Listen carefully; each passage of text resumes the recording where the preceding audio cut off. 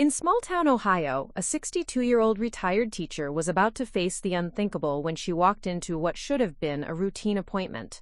What started as a simple visit to collect her husband's ashes took a shocking turn when she came face to face with the devastating truth that they had been thrown away like garbage. Margaret Sullivan wasn't your typical grieving widow. For 38 years, she had spent her life as a high school English teacher, known for her quiet determination and steel resolve hidden beneath a polite exterior. When she discovered that Hillcrest Memorial Home had discarded David's remains during a chaotic move, she had no idea she was walking into a battle that would expose systematic fraud affecting dozens of families. What began as one woman's desperate search through a dumpster would become a statewide movement for accountability that shocked a community and changed funeral home regulations forever. Before we jump back in, tell us where you're tuning in from, and if this story touches you, make sure you're subscribed, because tomorrow, I've saved something extra special for you. Margaret Sullivan had always prided herself on punctuality, and today was no different. She arrived at Hillcrest Memorial Home at exactly 2 p.m., just as she had scheduled 3 weeks ago on the worst day of her life. The funeral home's parking lot held only her aging Toyota Camry and a rusted pickup truck with Ohio State bumper stickers peeling at the edges. The building itself, a converted Victorian mansion with white columns and hunter green shutters, had always struck her as appropriately dignified for its somber purpose. Today, however, something felt different. The moment Margaret pushed through the heavy oak doors, she knew something was wrong. Cardboard boxes lined the foyer like discarded thoughts.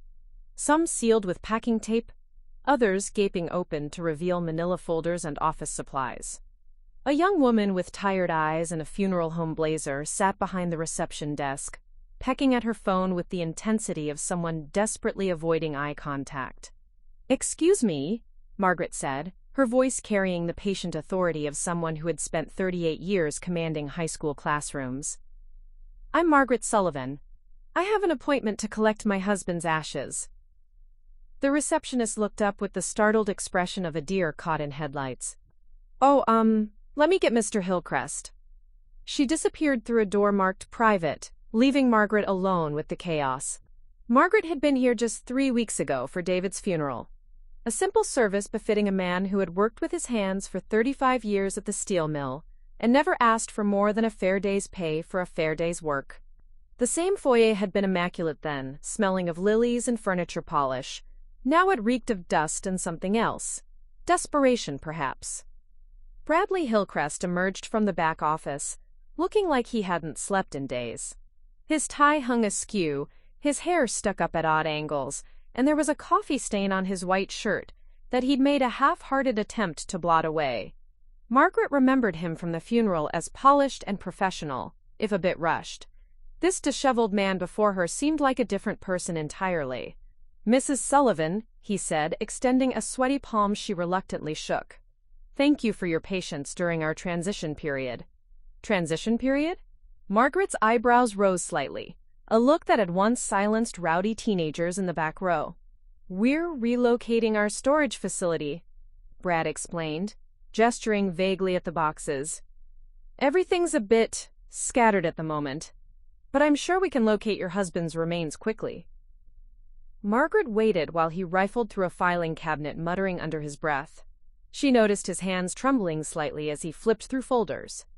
When he looked up, his face had gone pale. "I'm sorry, Mrs. Sullivan, but I don't seem to have the paperwork immediately at hand. Could you give me just a few more minutes?" 20 minutes stretched into 30, then 45. Margaret sat in a folding chair. The velvet wingback chairs had apparently been packed away, watching Brad Hillcrest grow increasingly frantic. He made phone calls in hushed, urgent tones. He disappeared into the back room multiple times. Each return brought a fresh sheen of perspiration to his forehead. "Mr. Hillcrest," Margaret finally said, her voice cutting through his whispered conversation with an unseen employee. "I've been here nearly an hour. Where are my husband's ashes?" "Mrs. Sullivan, I assure you, this is just a temporary mix-up." "In our experience?" "Your experience?" The words came out sharper than Margaret intended. She had spent 38 years teaching high school English. and she knew evasion when she heard it. "Mr. Hillcrest, I made this appointment 3 weeks ago, at your suggestion. You told me the cremation would be complete and the ashes ready for pickup today. Are you telling me you don't know where my husband is?" Brad's Adam's apple bobbed as he swallowed hard. Not exactly. What I'm saying is that during the storage facility relocation, some of our inventory may have been temporarily misplaced. The word inventory hit Margaret like a physical blow. David wasn't inventory. He was the man who had held her hand through her mother's funeral, who had built their kitchen table with his own hands, who had spent his final months teaching her how to file their taxes because he worried about leaving her unprepared. David was love letters written in a careful hand, Sunday morning crossword puzzles, and the scent of Old Spice aftershave. He was not inventory. Misplaced, Margaret repeated slowly, as if testing the word's weight. "You misplaced my husband." "It's not as serious as it sounds," Brad said quickly, but his voice cracked like a teenager's. "We're in the process of cataloging everything. I'm confident we'll locate." "Mrs. Sullivan?" A young man in coveralls had appeared from the back room, presumably one of the employees Brad had been whispering with. His face was flushed, and he kept wringing his hands. "I'm really sorry to interrupt, but I think I might know what happened." Brad's face went from pale to gray. "Danny, not now." But Danny seemed beyond caring about protocol. "Those containers we threw out last week? The unlabeled ones from the old storage room? I think some of them might have been." The sentence hung unfinished in the air like a death sentence. Margaret felt the world tilt sideways. The careful composure she had maintained for 3 weeks. Through the funeral, the condolence calls, the endless paperwork of widowhood, cracked like ice on a pond. "Throughout?" she whispered. "Now wait a minute," Brad stammered, shooting a murderous look at Danny. "That's not necessarily. We don't know for certain. You threw my husband away." Margaret's voice was barely audible, but something in her tone made both men freeze. "You threw David away like garbage." "Mrs. Sullivan, please, let's not jump to conclusions. We're going to check the dumpster immediately. I'm sure this is all a misunderstanding." "The dumpster." Margaret stood slowly, her purse clutched in hands that had begun to shake. For 38 years, she had prided herself on remaining calm, under pressure, on finding diplomatic solutions to the most heated parent-teacher conferences, on never raising her voice even when students pushed every boundary they could find. That woman, that patient, reasonable woman, had just died in this cluttered foyer. "I want to search it myself," she said. "Oh, Mrs. Sullivan, that's really not appropriate. We have protocols." "Protocols?" The word exploded from her lips with a force that made the receptionist jump. "You had protocols for keeping track of people's remains, too, didn't you? How did those work out?" "Ma'am, I understand you're upset, but searching through refuse isn't something we can allow. There are health concerns, liability issues."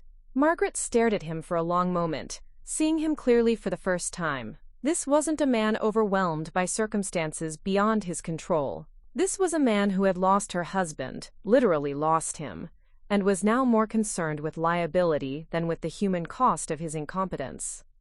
"Get out of my way," she said quietly. "Mrs. Sullivan," I said, "get out of my way." Something in her voice, some quality that had made unruly teenagers sit down and pay attention, made Brad step aside. Margaret walked past him toward the back door, but his voice stopped her. "Mrs. Sullivan, if you leave this property and attempt to search our dumpster, we'll have to call the police." She turned back to face him, and for the first time in her 62 years, Margaret Sullivan felt capable of violence. The sensation was both terrifying and oddly liberating. "Call them," she said. "Call them and explain how you lost my husband. Explain how you threw him away and then threatened to have his widow arrested for trying to find him." She pushed through the back door into the harsh Ohio sunlight, leaving Brad Hillcrest standing among his boxes with his mouth hanging open. Behind the building, a large green dumpster sat like a monument to institutional failure. Margaret stared at it for a long moment, then walked to her car. She didn't have work gloves, she didn't have a flashlight, she didn't have a plan. But she would be back. Margaret sat in her car outside Hillcrest Memorial for nearly an hour, her hands gripping the steering wheel until her knuckles went white. The afternoon sun beat down through the windshield, but she barely noticed the heat. All she could think about was that green dumpster behind the building, and what might be inside it. She drove home in a daze, muscle memory navigating the familiar streets of her small Ohio town while her mind reeled. The house felt impossibly quiet when she walked through the front door, a silence that had become her constant companion since David's death 3 weeks ago. But today, the quiet felt different. Accusatory. As if the walls themselves were asking her what she planned to do about this unthinkable violation. Margaret moved through her evening routine like a sleepwalker. She heated a can of soup she didn't eat, tried to read a book whose words refused to form meaning, and eventually gave up and went to bed at 8 o'clock. But sleep wouldn't come. Every time she closed her eyes, she saw that dumpster. Every time she began to drift off, she heard Brad Hillcrest's words. Unlabeled containers. At 3:47 a.m., she gave up pretending to sleep. Margaret had always been methodical, a trait that had served her well in the classroom and in life. If she was going to do this thing that seemed impossible, unthinkable, undignified, she would do it right. She dressed in her oldest jeans and a faded sweatshirt David had given her years ago from his union. In the basement, she found a pair of work gloves he'd left behind, still carrying the scent of machine oil and honest labor. She added a flashlight to her supplies and then, on impulse, grabbed the small camping shovel David had used for their rare backyard gardening projects. The drive back to Hillcrest Memorial in the pre-dawn darkness felt like traveling to another world. The streets were empty except for the occasional delivery truck, and the funeral home sat in shadow, its white columns looking ghostly in the dim light. Margaret parked on a side street and walked around to the back of the building, her heart hammering against her ribs. The dumpster was larger than she'd remembered, a green metal behemoth that rose nearly to her shoulder. The smell hit her first, a mix of rotting flowers, chemical preservatives, and something else she didn't want to identify. Margaret pulled on David's work gloves and approached the container like she was walking to her own execution. The lid was heavy, heavier than she'd expected. It took both hands and all her strength to lift it enough to peer inside. The flashlight beam revealed a chaos of black garbage bags, discarded floral arrangements, and cardboard boxes. Somewhere in this mess might be all that remained of the man she'd loved for 38 years. Margaret had taught Romeo and Juliet dozens of times over her career, had discussed the nature of tragic heroes and fatal flaws with thousands of students. She understood the concept of a moment that changes everything, but she had never expected her own transformation to begin with, climbing into a dumpster behind a funeral home at 5 in the morning. The first bag she opened contained wilted carnations and soggy sympathy cards. The second held office paperwork, invoices, insurance forms, the mundane bureaucracy of death. By the third bag, her sweatshirt was soaked with sweat and her back ached from bending over the dumpster's edge. As she worked, memories of David flooded her consciousness. Their first dance at the high school gymnasium in 1962, when he was 19 and she was 17, and the future seemed as vast as the Ohio sky. The way he'd proposed on a picnic blanket in Miller Park, so nervous he dropped the ring twice before getting it on her finger. The quiet Sunday mornings when they'd read the paper together, passing sections back and forth without needing to speak.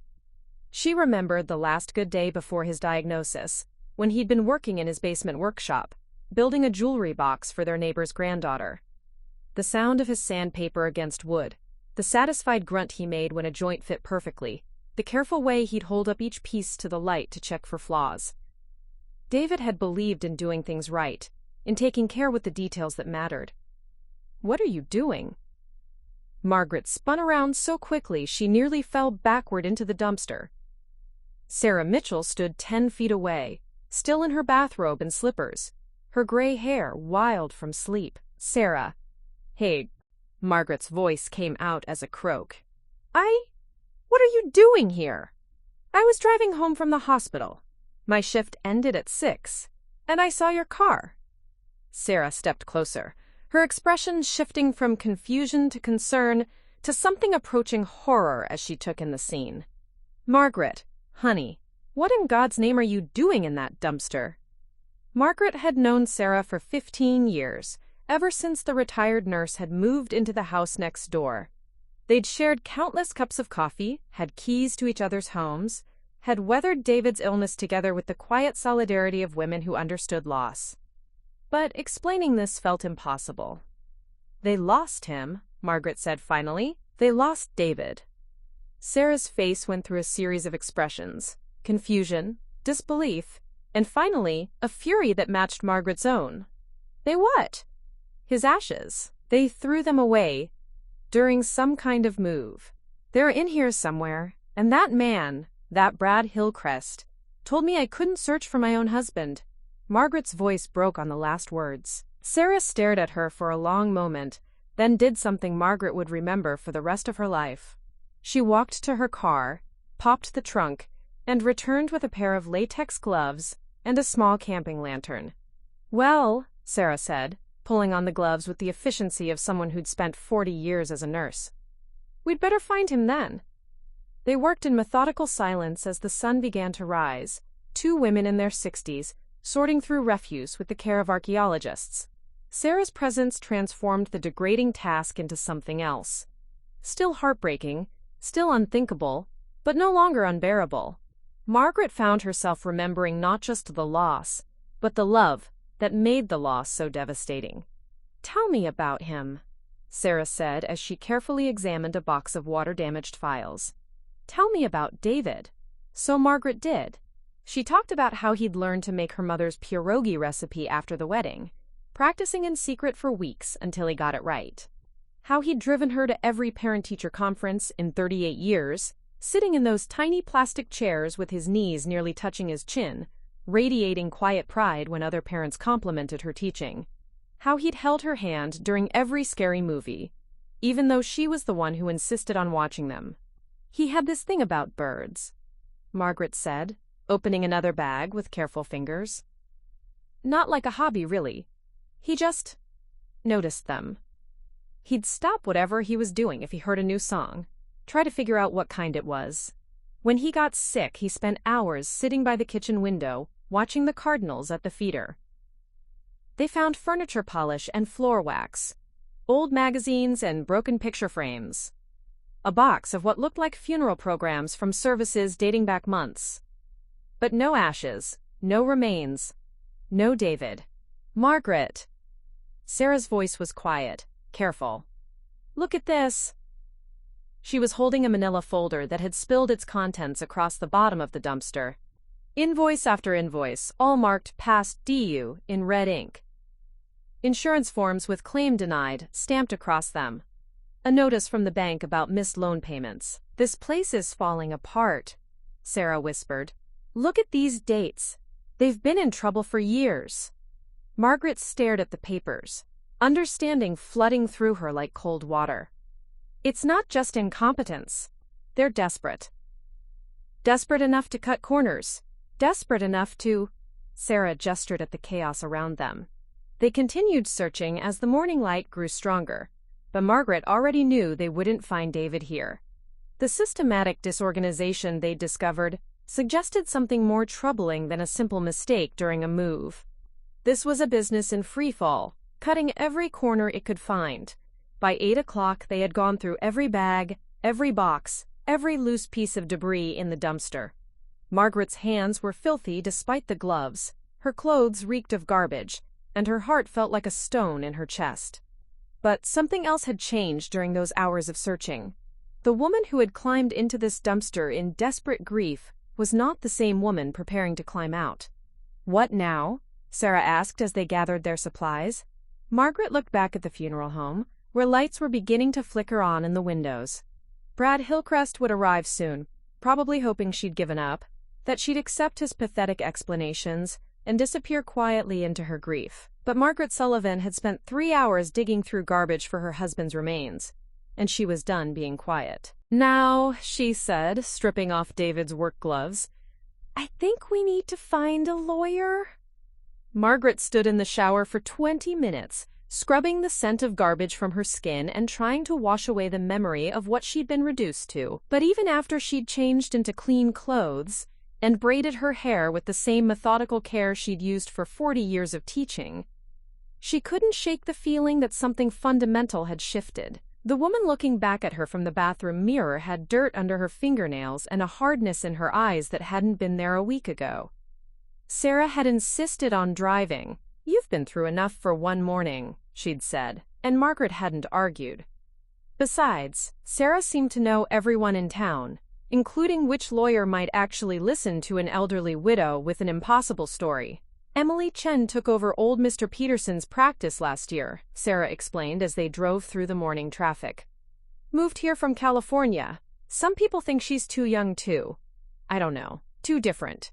But my friend Dorothy used her for her mother's estate, and she said Emily was the first lawyer who actually seemed to care about what happened to regular people." The law office occupied a narrow building on Main Street that had once housed a dress shop Margaret remembered from her youth. The storefront windows had been replaced with frosted glass bearing Chen and Associates in simple black lettering. There were no associates, Sarah had mentioned, just Emily, trying to build a practice in a town where most people still went to lawyers their grandfathers had used. The waiting room was small but immaculate, with comfortable chairs and fresh flowers on a simple wooden table. Classical music played softly from hidden speakers, and the whole space felt calm in a way that made Margaret realize how chaotic her life had become. After the disorder of Hillcrest Memorial and the horror of the dumpster, this quiet professionalism felt like a refuge. Emily Chen appeared within minutes of their arrival, and Margaret's first thought was that she looked impossibly young.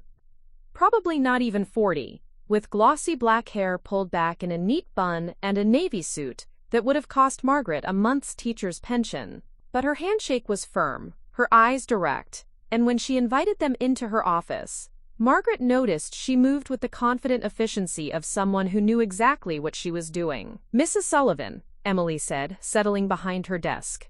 "Sarah mentioned you might need legal assistance with a funeral home matter. Before we begin, I want you to know that whatever you tell me today is completely confidential, and there's no charge for this consultation."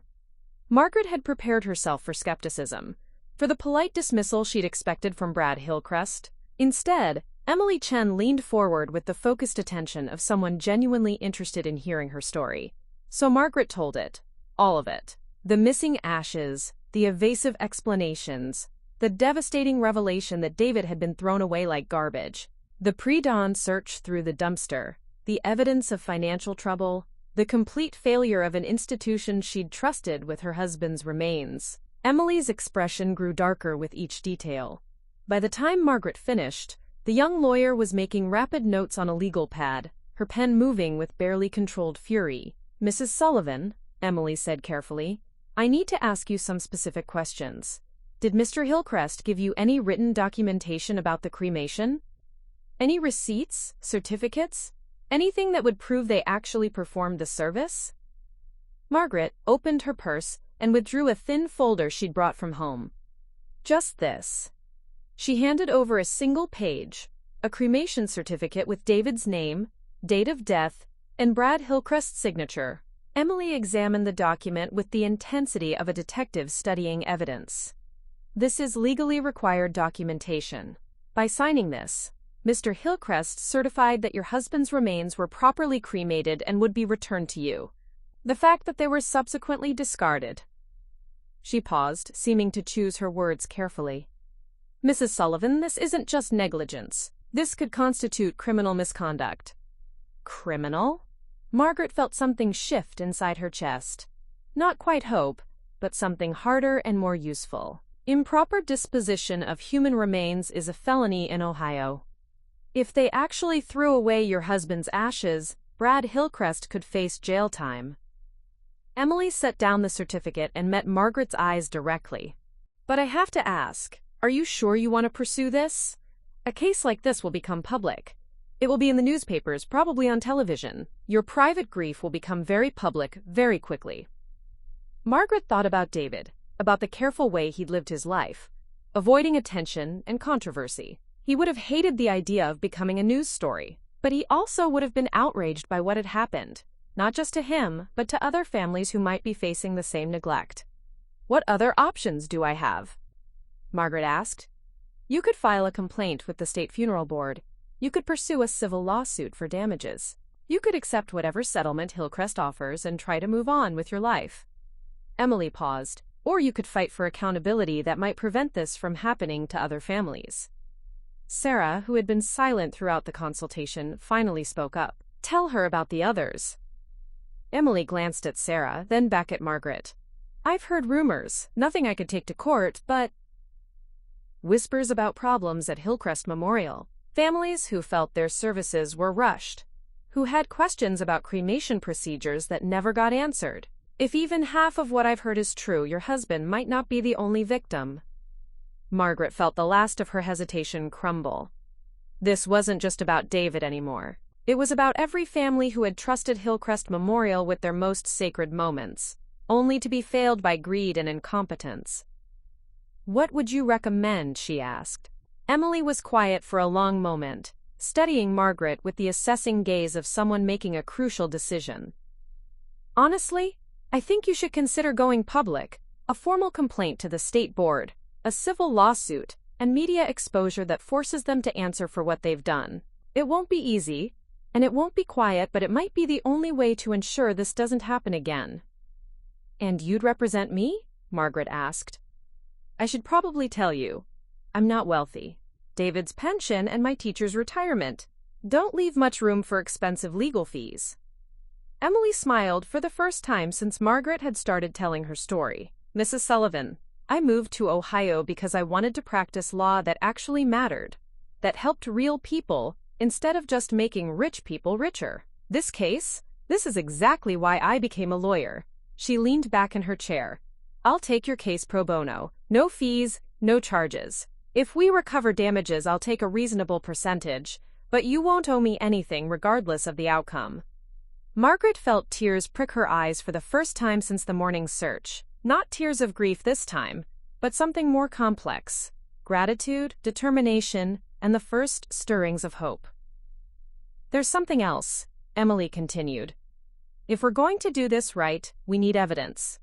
Documentation, witness statements, anything that proves a pattern of negligence. I'm going to need you to think about everyone you know who might have used Hillcrest Memorial in recent years. Friends, neighbors, anyone who might be willing to share their experiences." Sarah pulled out her phone. "I can help with that. I know half the widows in this town, and most of them know the other half. If there are problems, we'll find them." Margaret looked at these two women, one young and ambitious, one elderly and connected, and realized she was no longer alone in this fight. The isolation that had defined her grief was giving way to something she hadn't expected: partnership. "When do we start?" Margaret asked. Emily glanced at her calendar. "I can file the initial complaint with the state board this afternoon. The civil suit will take a few days to prepare properly. But Mrs. Sullivan, once we start this process, there's no taking it back.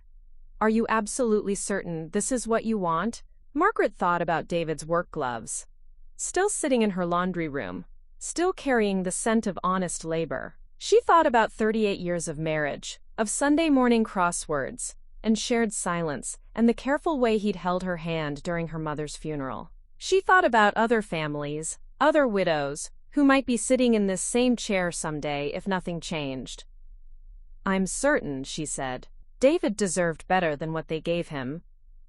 And so does everyone else." Emily nodded and made another note on her legal pad. "Then let's make sure they answer for what they've done." As they left the law office, Margaret felt something she hadn't experienced in weeks: a sense of purpose that extended beyond her own grief. The fight ahead would be difficult, public, and probably painful. But for the first time since David's death, she felt like she was moving forward instead of simply enduring. The woman who had climbed into a dumpster at dawn was gone. In her place stood someone harder, more determined, and absolutely unwilling to let this injustice stand. By Thursday morning, word had spread through town like wildfire through dry grass. Margaret discovered this when she walked into Miller's grocery for her weekly shopping and noticed the sudden hush that fell over the produce section. Mrs. Henderson, who had taught kindergarten alongside Margaret for 15 years, gave her a sympathetic nod before hurrying away with her cart. Two women by the bananas stopped talking mid-sentence and pretended to examine apples with unusual intensity. Margaret had expected this. Small towns were ecosystems of interconnected relationships and shared secrets, and her situation was too shocking to remain private. Still, the weight of all those watching eyes made her feel exposed in a way she'd never experienced during her decades of teaching. "Margaret!" Carmen Rodriguez appeared at the end of the cereal aisle, slightly out of breath as if she'd been looking for her. The young reporter was new enough to town that Margaret knew her only by reputation. Ambitious, earnest, the kind of person who asked uncomfortable questions at town council meetings. "I was hoping to run into you. Could we talk?" Margaret set down the box of oatmeal she'd been examining. "If this is about what I think it's about, you should speak to my attorney." Preparing and narrating this story took us a lot of time, so if you are enjoying it, subscribe to our channel. It means a lot to us. Now back to the story. Emily Chen, right? I actually spoke with her yesterday. Carmen's eyes held a combination of professional interest and genuine concern that reminded Margaret of her better students. The ones who asked probing questions not to cause trouble, but because they genuinely wanted to understand. "Mrs. Sullivan, I know this must be incredibly difficult for you, but what happened at Hillcrest Memorial? People need to know." "Do they?" Margaret's voice carried an edge of skepticism. "Or do you need a story?" Carmen flushed but didn't back down. "Both, probably. But Mrs. Sullivan, I grew up in Cleveland. My grandmother died 3 years ago, and my family went through hell trying to find a funeral home we could trust, one that wouldn't take advantage of our grief. What happened to your husband? It could happen to anyone." Margaret studied the young woman's face, seeing something familiar in her earnest determination. "You remind me of one of my former students," she said finally. "Always pushing, always asking but why. I used to find it exhausting. Now I think it might be exactly what this situation needs. Will you talk to me, on the record?" Margaret glanced around the grocery store, noting the way other shoppers were pretending not to listen while clearly hanging on every word. "Not here. Come by my house this afternoon. 3 o'clock. After Carmen left, Margaret finished her shopping in relative peace, though she noticed the cashier, a girl who couldn't be more than 17, kept shooting her curious glances. As she loaded groceries into her car, Frank Kowalski approached from across the parking lot. The retired police officer looked uncomfortable, his weathered face creased with something between sympathy and concern. "Margaret," he said, touching the brim of his baseball cap, "I heard about your situation. I'm real sorry for what you're going through." "Thank you, Frank." Margaret had known Frank for 20 years through various community functions, respected him as someone who tried to do right by the town. But she could sense there was more he wanted to say. "Listen," Frank continued, glancing around to make sure they weren't overheard. "I hope you know that whatever happened at Hillcrest, it's not representative of the whole community. The Hillcrest family has been part of this town for 3 generations. Michael Hillcrest is good people, helped my family when my dad passed, never charged us for extras we couldn't afford." Margaret felt a familiar flash of the anger that had been simmering since Tuesday morning. "Frank, with all due respect, I don't care how good the family used to be. They lost my husband. They threw him away like garbage." I know. Frank held up his hands. "I'm not defending what happened. I'm just saying, well, sometimes going public with things can hurt more than just the people who did wrong. This town's been struggling since the mill closed. We can't afford to lose more businesses." Margaret stared at him for a long moment. But who questions something like that? Who demands proof that the ashes they're given actually belong to their loved one? By the time Margaret hung up the phone, she knew with absolute certainty that she was doing the right thing. This wasn't about revenge or publicity or even justice for David alone. This was about accountability, about protecting other families from the nightmare she'd lived through. That evening, Sarah called with news from her informal network of friends and neighbors. "I've heard from 4 more families," she said, all with similar stories from the past 2 years. "Margaret, this is bigger than we thought." Margaret looked out her kitchen window at the bird feeder David had installed, watching a cardinal pick through the seeds with careful precision. Tomorrow, Carmen's story would be published. Tomorrow, her private grief would become public knowledge, and there would be no taking it back. But tonight, for the first time since David's death, Margaret Sullivan felt like she was exactly where she needed to be. Margaret woke Friday morning to the sound of her phone ringing. The clock read 6:23 a.m., and her first coherent thought was that someone had died. No one called this early with good news. But it was Sarah, and her voice carried an excitement that was both thrilling and terrifying. "Margaret, you need to see the paper. Carmen's story is front page, and it's everywhere online. My Facebook page has been pinging all night." Margaret dressed quickly and drove to the corner gas station where she'd bought her Friday paper for the past 15 years. The headline hit her like a physical blow. "Local funeral home accused of discarding remains." Below it, a photograph she didn't remember posing for. Carmen must have taken it during their interview, showed her looking directly at the camera with an expression of quiet determination that made her appear like a different person entirely. The article was longer than Margaret had expected, and more thorough. Carmen had done her research, weaving Margaret's story together with interviews from Janet Reeves and 2 other families who had come forward. The financial troubles at Hillcrest Memorial were laid out in careful detail: the unpaid bills, the insurance claims, the pattern of complaints that suggested systematic problems rather than isolated incidents. But it was the sidebar that made Margaret's hands shake as she read. How to protect yourself from funeral home fraud included a phone number for state regulatory authorities and advice that felt both practical and devastating. Always ask for detailed documentation. Request to see cremation certificates before paying final bills. Don't be afraid to ask questions. Your grief doesn't obligate you to accept poor service. Margaret was still reading when her phone rang again. Unknown number, Columbus area code. "Mrs. Sullivan? This is Tracy Hampton from Channel 6 News in Columbus. I read Carmen Rodriguez's article this morning, and I was hoping we could arrange an interview.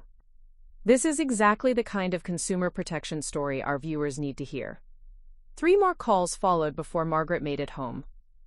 2 television stations and a reporter from the Columbus Dispatch, all wanting to talk to the woman who had searched through a dumpster for her husband's ashes. Margaret felt simultaneously vindicated and overwhelmed. She had wanted accountability, but she hadn't fully prepared for the intensity of media attention. Sarah arrived at her house around 10 o'clock, laptop in hand and eyes bright with the kind of energy Margaret associated with students who had discovered a new passion.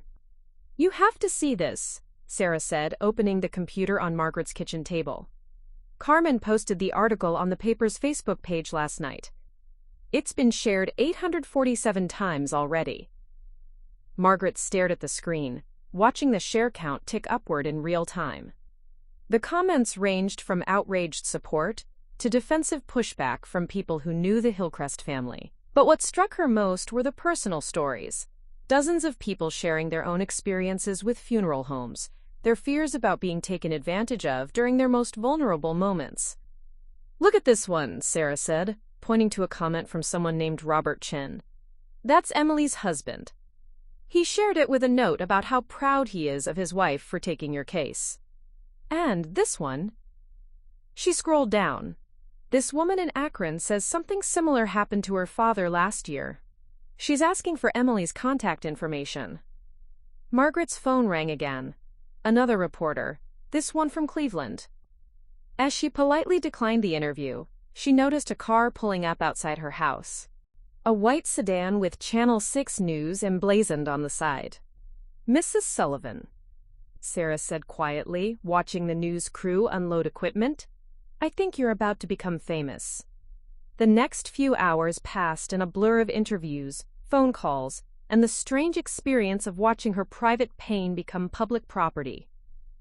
Tracy Hampton from Channel 6 was professional but persistent, asking questions that forced Margaret to relive the worst moments of the past week in careful detail. The camera caught everything, her hands shaking slightly as she held David's cremation certificate, the way her voice broke when she described searching through the dumpster, the steel that entered her eyes when she talked about other families who might be suffering in silence. "Mrs. Sullivan," Tracy asked during the interview, "some people might say you should have handled this privately. worked directly with the funeral home to resolve the situation. What would you say to them? Margaret looked directly into the camera. I would say that private resolution only works when both parties are acting in good faith. When a business loses your husband's remains, and then threatens to call the police when you try to find them yourself, private resolution has already failed. The only thing left is accountability, and sometimes that requires public attention. By afternoon, Margaret's phone had stopped ringing long enough for her to actually answer it. Emily Chen's voice carried a mixture of excitement and concern. Margaret, I've had 12 calls today from families who think they might have been affected by problems at Hillcrest Memorial. This is bigger than we imagined. 12 families? 12 that called me directly. Carmen says she's gotten at least 20 more inquiries through the newspaper. Margaret, I think we're looking at a pattern of abuse that goes back years. Emily paused. There's something else. I got a call from the Ohio Department of Commerce. They're opening a formal investigation into Hillcrest Memorial's practices. Margaret felt a complex surge of emotions, vindication, relief, and a growing sense of responsibility for all the families who were now coming forward. What does that mean for our case? It means you've accomplished something remarkable. In less than a week, you've gone from being a single grieving widow to the catalyst for a statewide investigation. It also means this is about to get much more complicated. Emily was right. By evening, Margaret's story had been picked up by news outlets across Ohio and beyond. Sarah showed her articles from Detroit, Pittsburgh, even a brief mention in a Washington Post blog about consumer protection. The comment sections were filled with similar stories from across the country. Families who had been failed by funeral homes, people sharing their fears about what might happen when their own time came. But not all the attention was positive. Margaret's answering machine contained 2 messages that made her hands shake. Anonymous callers accusing her of trying to destroy a local business for money, of exploiting her husband's death for attention. One suggested she should be ashamed of herself for making a spectacle of her grief. The third message was from Brad Hillcrest himself, and his voice carried a desperation that was almost painful to hear. Mrs. Sullivan, please call me. I know we can work this out. This media attention is killing us. My family has served this community for 3 generations. Surely we can find a way to resolve this that doesn't destroy everything my father built.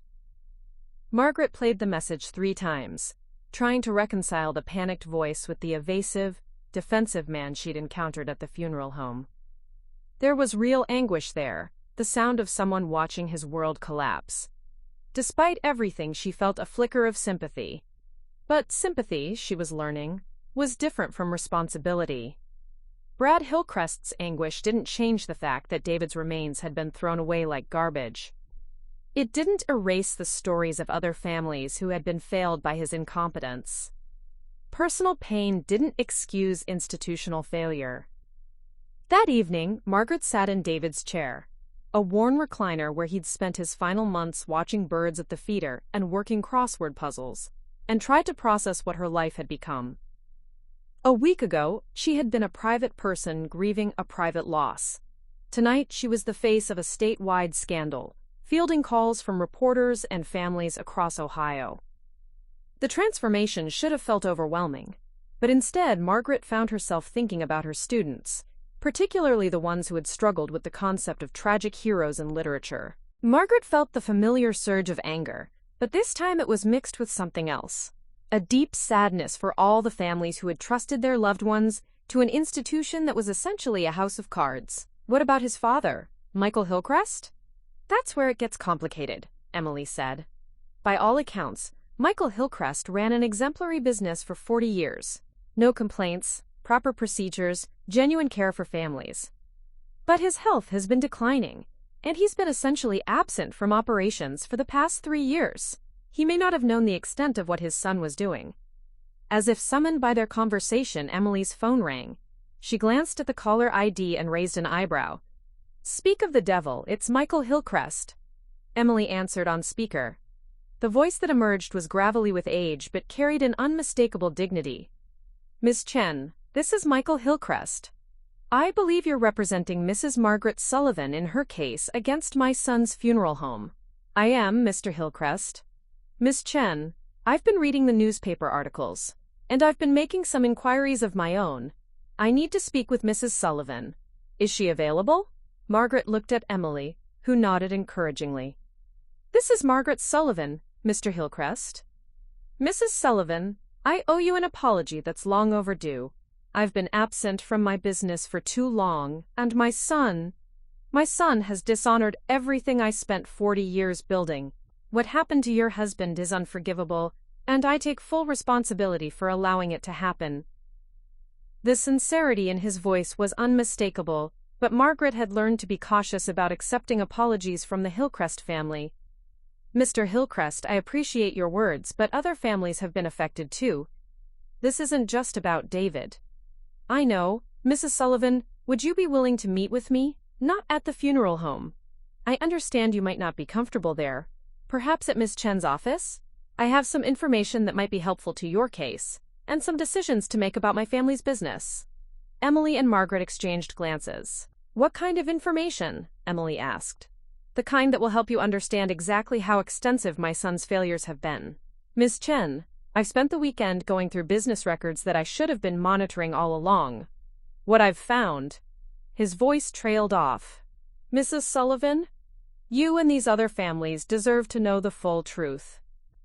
And my son needs to face the consequences of his actions, even if it destroys what's left of our family legacy. They agreed to meet that afternoon. After Michael Hillcrest hung up, the three women sat in silence for a moment, absorbing the implications of what they'd just heard. A father willing to turn in his own son, Carmen said quietly. That's either the most honorable thing I've ever heard, or the most heartbreaking. Maybe both, Margaret replied, thinking about her own childless marriage and wondering what it would feel like to choose justice over blood loyalty. Emily's phone rang again. Another family calling with concerns about their relative's cremation. As Emily took notes from the increasingly distraught caller, Margaret found herself studying the whiteboard full of names. 23 families. 23 sets of people who had trusted Hillcrest Memorial with their most sacred moments, only to be betrayed by greed and incompetence. Margaret, Carmen said during a lull in the phone calls, I've been thinking about writing a follow-up piece about the broader implications of what we've uncovered. The regulatory failures, the systematic problems. But I wanted to ask, are you prepared for what this might become? A class action lawsuit involving dozens of families, criminal charges, probably months or even years of legal proceedings? Margaret thought about the question seriously. A week ago, she had been a retired teacher living quietly with her grief. Now she was being asked to become the face of what might be the largest funeral home scandal in Ohio history. Carmen, can I ask you something? When you first approached me about this story, what did you think would happen? Carmen was quiet for a moment. Honestly, I thought it would be a local interest piece about consumer protection. Maybe it would get picked up by some regional outlets, lead to better oversight. I never imagined. She gestured at the evidence spread across the conference table. I never imagined we'd uncover something this extensive. But you're glad we did? Yes, absolutely. My grandparents died within 6 months of each other 2 years ago. My family was devastated, vulnerable, trying to honor their memory while dealing with our own grief. If something like this had happened to us... Carmen shook her head. Margaret, what you've done, refusing to stay quiet, demanding accountability, it's going to prevent this from happening to countless other families. Emily hung up from her latest call and added another name to the whiteboard. 24 families now. Mrs. Sullivan, I need to ask you something important. Brad Hillcrest called me this morning before you arrived. He's offering a substantial settlement, not just for you, but for all the affected families. Enough money to compensate everyone and cover all legal fees, with the understanding that everyone would sign non-disclosure agreements. Margaret felt her heart rate spike. How substantial? Substantial enough that you'd never have to worry about money again. Substantial enough that every family on this list would receive meaningful compensation for what they've been through. And, in exchange, complete silence. No more media interviews, No criminal complaints. No further investigation. The story dies here. And Hillcrest Memorial gets to quietly close down or change ownership without anyone knowing the full extent of what happened. Margaret stared at the whiteboard, thinking about David's work gloves still sitting in her laundry room, still carrying the scent of honest labor. She thought about Janet Reeves's trembling voice, about the families who hadn't even discovered yet that their loved ones might have been mishandled. Emily, what would you recommend? As your attorney? The settlement would resolve your case with certainty and substantial compensation. As someone who cares about justice, I think accepting it would be a betrayal of every principle that brought you to my office in the first place. Margaret nodded slowly. Carmen, if we accept this settlement, what happens to your story? It dies. I can't write about something covered by non-disclosure agreements.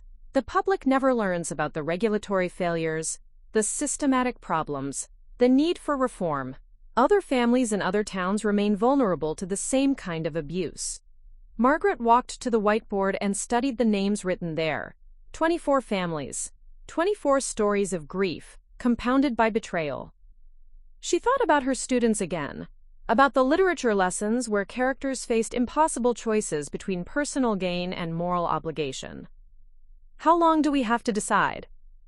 Brad wants an answer by the end of the week, Emily said. He's getting pressure from his creditors, and the media attention is making it impossible for him to operate. Margaret turned back to face Emily and Carmen. Before I decide anything, I want to hear what Michael Hillcrest has to say this afternoon. I want to understand the full scope of what his son did. And then, she paused, feeling the weight of responsibility for all those families settling on her shoulders. Then I'll decide whether justice is worth more than money. As they prepared for the afternoon meeting, Margaret realized she was no longer just fighting for David's memory. She had become the guardian of 24 families' trust, the voice for victims who might not even know they were victims yet. The settlement offer was tempting. Enough money to secure her future, enough closure to let her return to private grief. But Margaret Sullivan had spent her entire career teaching young people about moral courage, about standing up for what was right, even when it was difficult. She had never expected to face such a test herself, but she was beginning to understand that some fights were worth having regardless of the personal cost. The afternoon meeting with Michael Hillcrest would tell her just how much this particular fight was going to cost, and whether she had the strength to see it through to the end. Michael Hillcrest arrived at Emily's office precisely on time, moving with the careful dignity of a man whose body had betrayed him, but whose bearing remained intact. At 78, he was tall and still imposing, despite the cane he leaned on and the slight tremor in his hands. His suit was impeccably pressed, his white hair combed with old-fashioned precision, and when he shook Margaret's hand, his grip was firm and his eyes direct. "Mrs. Sullivan," he said, "I've wanted to meet you since I learned what happened to your husband. I'm deeply ashamed that the business I spent 40 years building has caused you such pain." Margaret studied his face, looking for the evasiveness or defensiveness she'd come to expect from the Hillcrest family. Instead, she saw something that reminded her of David, the quiet dignity of a man who took responsibility seriously and understood the weight of his words. "Mr. Hillcrest," she replied, "I appreciate you coming. Emily tells me you have information that might help our case." Michael nodded and opened a leather briefcase that looked as old and well-maintained as his suit. "Mrs. Sullivan, for the past 3 days, I've been going through business records that I should have been monitoring all along. What I found..." He paused, his hand shaking slightly as he removed a thick folder. "What I've found is worse than anything reported in the newspapers." Emily leaned forward. "What kind of records?" "Everything. Cremation logs, financial statements, correspondence with families, state inspection reports. Mrs. Sullivan, my son hasn't just been cutting corners. He's been systematically defrauding families for over 2 years." Michael's voice carried the weight of a man confessing his deepest failures. "The records show at least 37 families who received either incorrect remains or no remains at all." Margaret felt the room grow cold around her. 37? Some received ashes from previous cremations that had been left unclaimed. Others received... Michael stopped, seeming to gather himself. Others received a mixture of crematory ash and common fireplace ash to approximate the correct weight. Mrs. Sullivan, I believe your husband's remains were disposed of because my son was using the crematory for other purposes and couldn't afford to run it properly. Carmen, who had been taking notes, looked up with horror. Other purposes? Brad owes money to some very dangerous people. When he couldn't make payments, they suggested he might use the crematory to dispose of other materials. Non-human materials, I want to be clear, but still illegal. The gambling debts led to money laundering, which led to... Michael's voice broke slightly. Which led to my family's business becoming something I no longer recognize. Emily was writing rapidly on her legal pad. Mr. Hillcrest, are you willing to testify to this? To turn over these records to state authorities? Michael looked directly at Margaret when he answered. Mrs. Sullivan, my son is 45 years old. He's made his choices, and he needs to face the consequences. I won't protect him at the expense of the families he's wronged. Yes, Ms. Chen, I'll provide whatever testimony and documentation you need.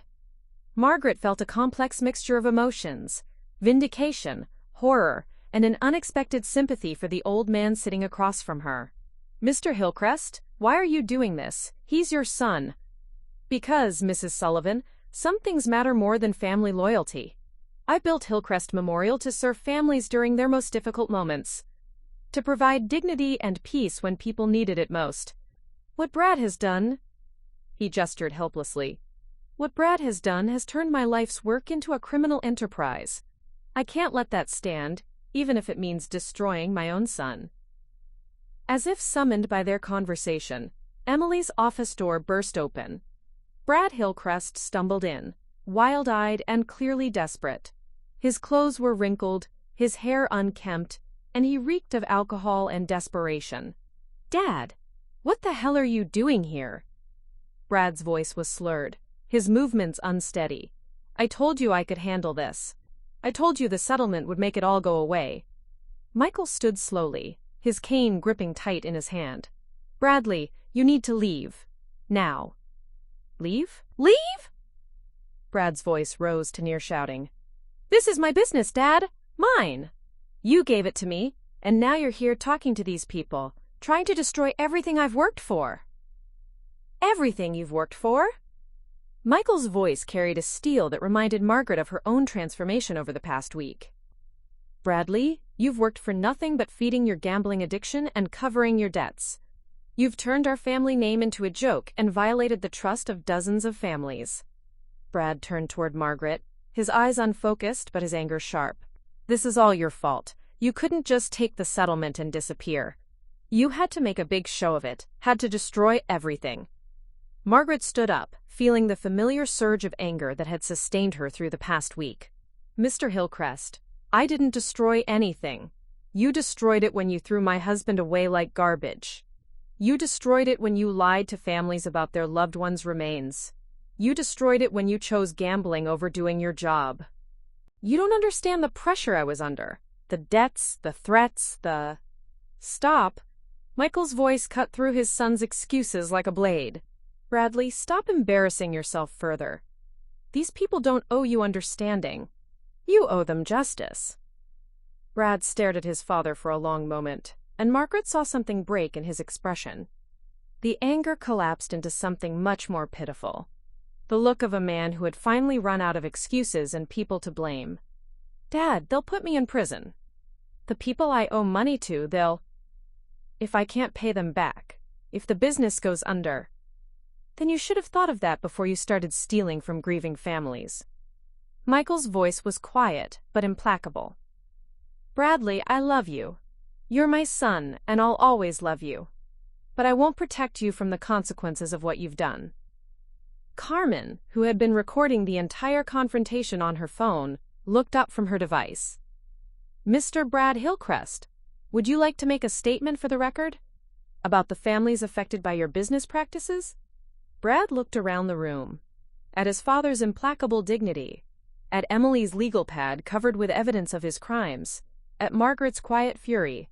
At Carmen's phone still recording. Margaret watched him realize that there was no escape, no settlement large enough to buy silence about what he'd done. Brad started, then stopped. I never meant for it to go this far. It started with just cutting corners, saving money where I could. But then the debts got bigger, and the threats got worse, and He looked at Margaret directly for the first time. Mrs. Sullivan, I'm sorry about your husband. I'm sorry about all of them. But I didn't have a choice. You had a choice, Margaret said quietly. You could have closed the business before letting it become what it became. You could have asked for help instead of stealing from families. You always had choices, Mr. Hillcrest. You just made the wrong ones. Emily stood up, her legal training taking over. Mr. Brad Hillcrest, I strongly advise you to contact an attorney immediately. The information we've discussed today will be turned over to state and federal authorities. You should also know that we will be declining your settlement offer and pursuing criminal charges in addition to our civil case. Brad looked at his father one last time, perhaps hoping for some sign of forgiveness or protection. Michael's expression remained unchanged, sad but resolute. Dad? Goodbye, Bradley. I hope someday you'll understand that this is the most loving thing I can do for you. Brad left the office without another word, his shoulders slumped in defeat. The silence that followed felt heavy with the weight of a family destroyed by one man's choices. Michael turned to Margaret. Mrs. Sullivan, I know this doesn't give you back your husband, and it doesn't undo the pain my family has caused you, but I want you to know that I'll do everything in my power to make sure justice is served. Margaret looked at this dignified old man who had just chosen principle over his own son's freedom and felt something she hadn't expected. Respect. Mr. Hillcrest, what you've done today, it couldn't have been easy. No, Michael said simply, but it was necessary. Mrs. Sullivan, my wife died 8 years ago. I know what it's like to entrust a funeral home with someone you love more than your own life. The fact that my son violated that trust. He shook his head. Some betrayals are unforgivable, even when they come from family. As Michael gathered his papers and prepared to leave, he paused at the door. Mrs. Sullivan, I've already spoken to the state board about transferring ownership of Hillcrest Memorial to new management, people who will run it the way it should be run. It won't bring back your husband, but it might prevent other families from going through what you've endured. After he left, the three women sat in silence for several minutes, absorbing what they'd witnessed. Finally, Carmen spoke. I've been a reporter for 6 years, and I've never seen anything like that. A father basically signing his own son's arrest warrant. Emily nodded, still writing notes. Margaret, with Michael Hillcrest's testimony and documentation, we have enough evidence to pursue criminal charges against Brad in civil suits that could result in significant compensation for all affected families. The question is whether you want to proceed knowing it will mean months of court proceedings and continued media attention. Margaret thought about the settlement offer Brad had made, enough money to secure her future, enough closure to let her return to private grief. Then she thought about the 37 families Michael had mentioned, about the people who didn't even know yet that their loved ones had been treated like garbage. Emily, she said finally, how do we file the criminal charges?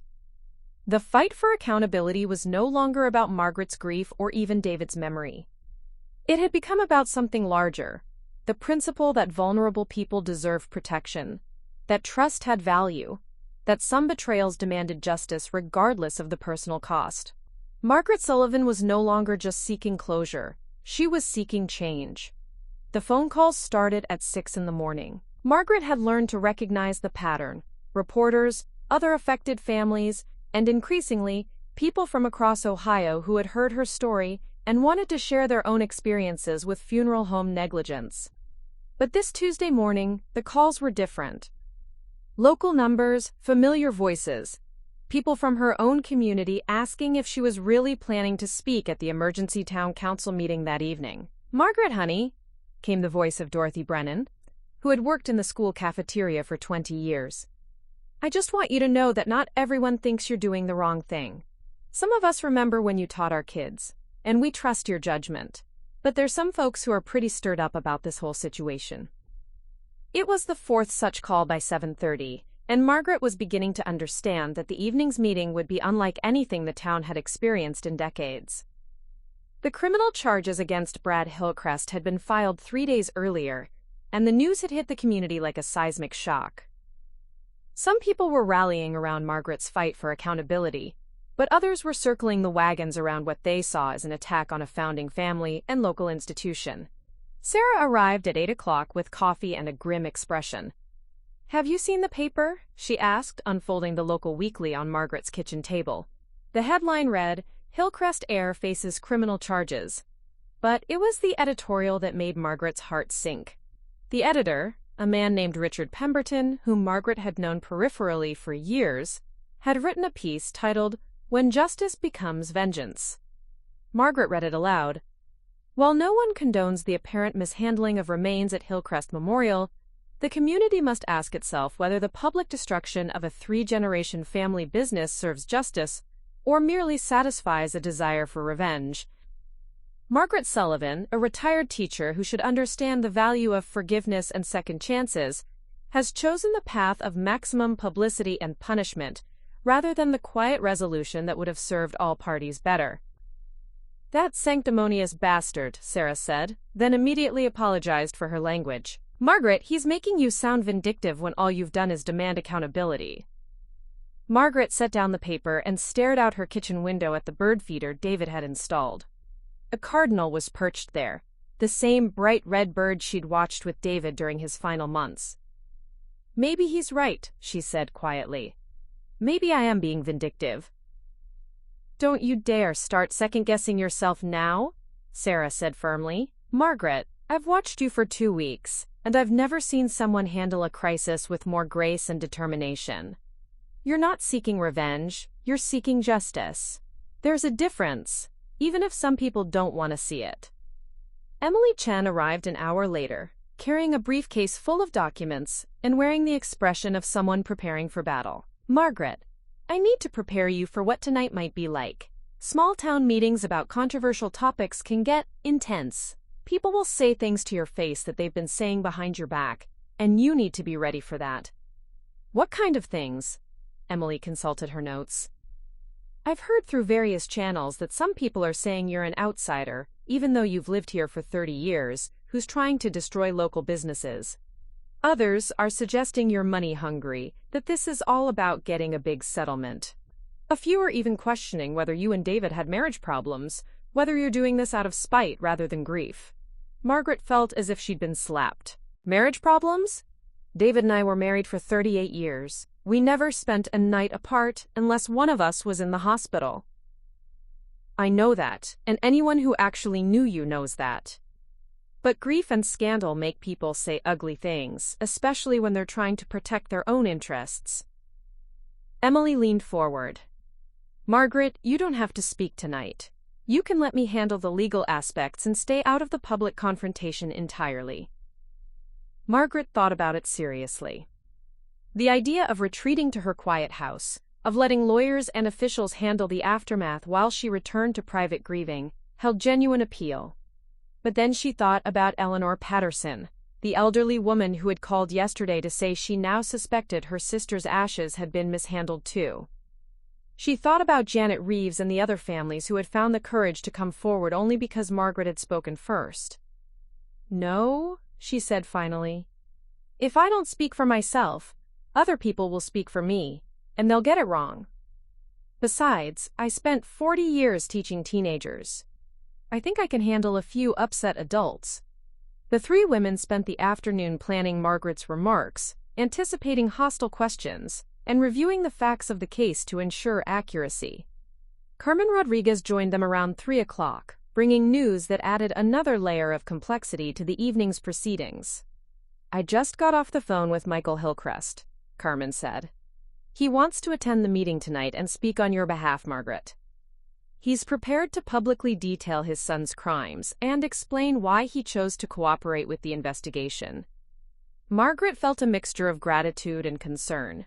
That could be powerful testimony, but it will also be devastating for him personally, having to denounce his own son in front of the entire community. "He says it's necessary," Carmen replied, "that the community needs to hear from him directly that this isn't about outside agitators or vindictive widows. It's about a son who betrayed everything his father spent 40 years building." By 6 o'clock, Margaret was as ready as she could be.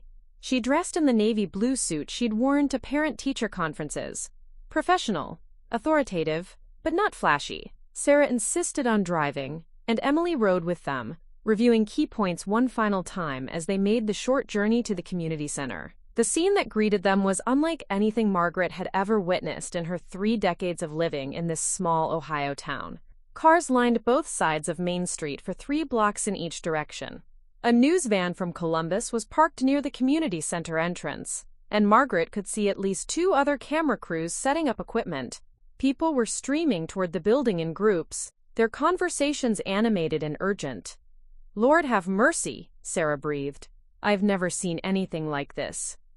Inside, the transformation was even more dramatic. The community center, which normally hosted maybe 50 people for the most contentious city council meetings, was packed beyond capacity. Every folding chair was occupied, people lined the walls 3 deep, and the overflow was spilling into the hallway and out onto the sidewalk. The air was thick with tension, and the smell of too many people in too small a space. Margaret recognized faces throughout the crowd. Former students who were now middle-aged, parents she'd worked with during her teaching career, neighbors and shopkeepers, and the ordinary citizens who made up the fabric of small-town life.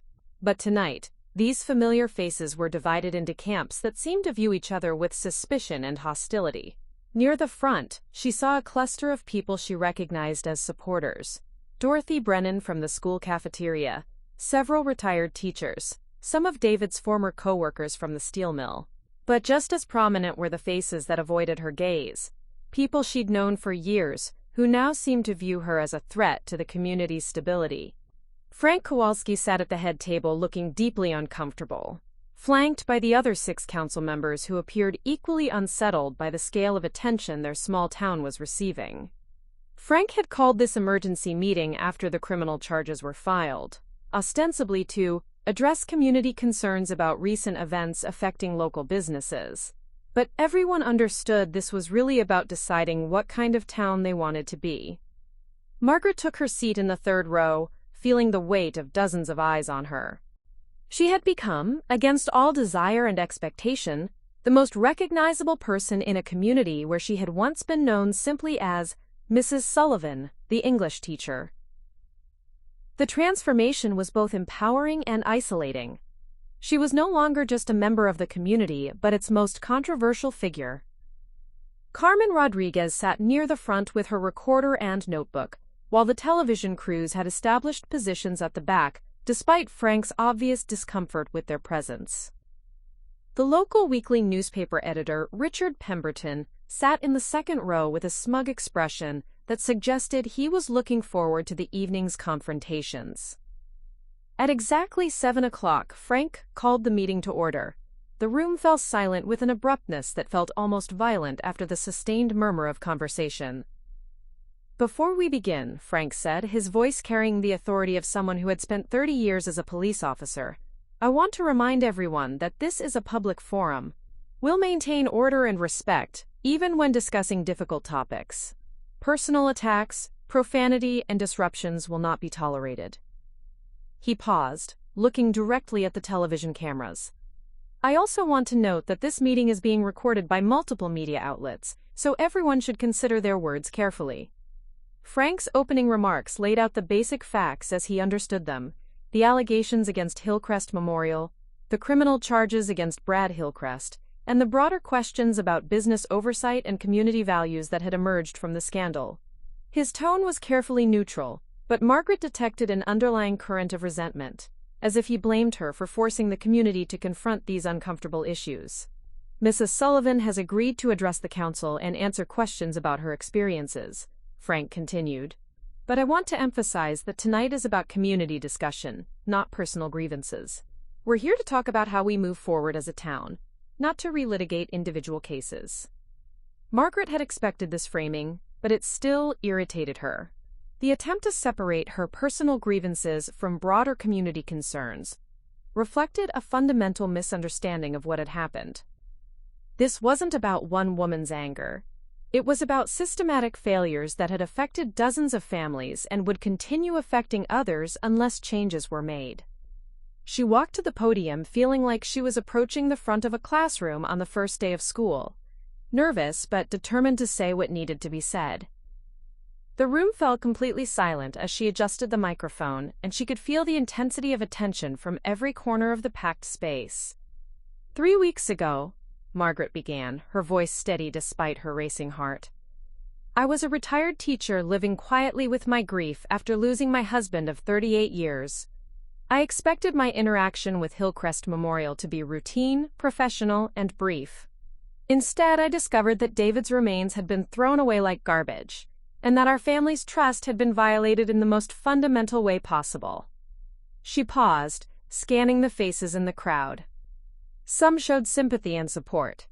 Former students whose lives she had touched, fellow teachers who understood her character, people who had known her and David as a couple for decades. But others looked uncomfortable, defensive, perhaps wishing she would simply disappear and let the town return to its previous quiet. I know some of you think I should have handled this privately, Margaret continued, finding her rhythm as the teacher in her took over. That I should have accepted whatever settlement was offered and moved on with my life. I understand that perspective. No one wants to see a local business destroyed or a family torn apart. Nobody wants their community to become the subject of state investigations and media attention. She could see heads nodding throughout the crowd, people who appreciated her acknowledgement of their concerns, even if they disagreed with her choices. But here's what I've learned over the past 2 weeks. Sometimes private solutions only protect the people who caused the problem in the first place. Sometimes staying quiet enables abuse to continue. Sometimes the most loving thing you can do for your community is to demand that it live up to its own values, even when that's painful. A murmur rippled through the crowd.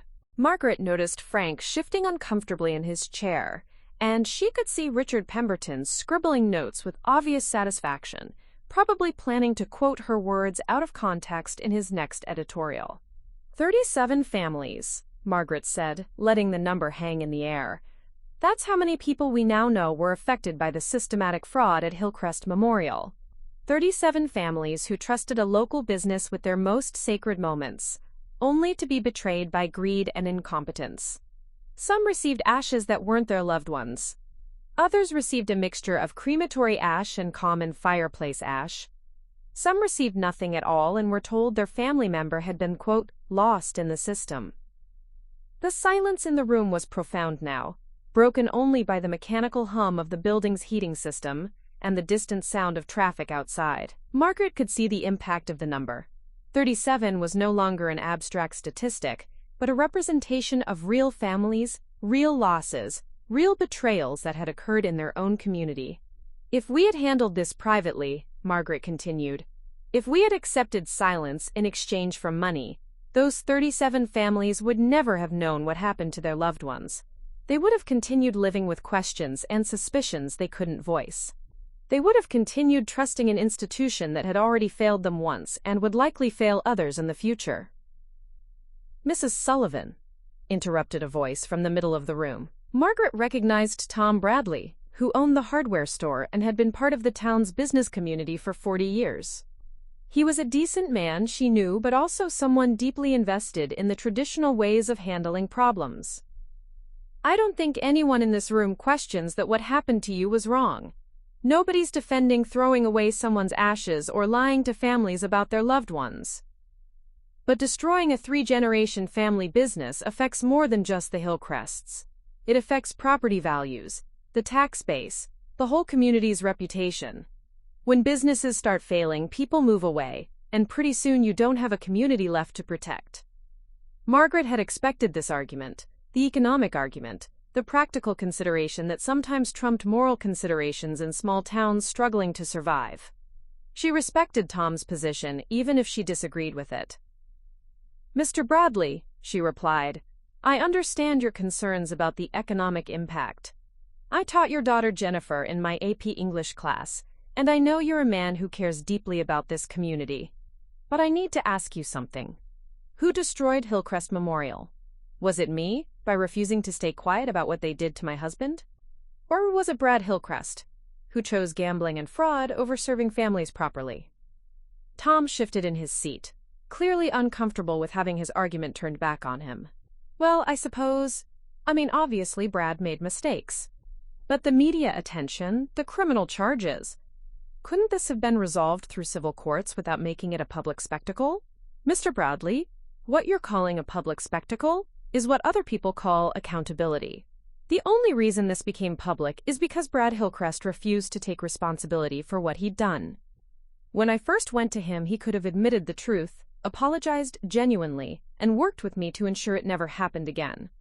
Instead, he lied to me, threatened to have me arrested for trying to search for my husband's remains, and offered me money to stay quiet about systemic fraud that was affecting dozens of other families. Before Tom could respond, Sarah Mitchell stood up. Margaret hadn't expected this, but she should have. Sarah had never been one to stay quiet when she disagreed with someone. "Tom Bradley, you ought to be ashamed of yourself," Sarah said, her voice carrying the authority of someone who had spent 40 years as a nurse and wasn't intimidated by anyone. "Margaret Sullivan lost her husband's ashes, and you're worried about property values? You're concerned about the community's reputation when families in this very room discovered their loved ones were treated like garbage?" "Now, Sarah, I didn't mean, don't now Sarah me. I've lived in this town for 15 years, and I've watched how things get handled privately around here.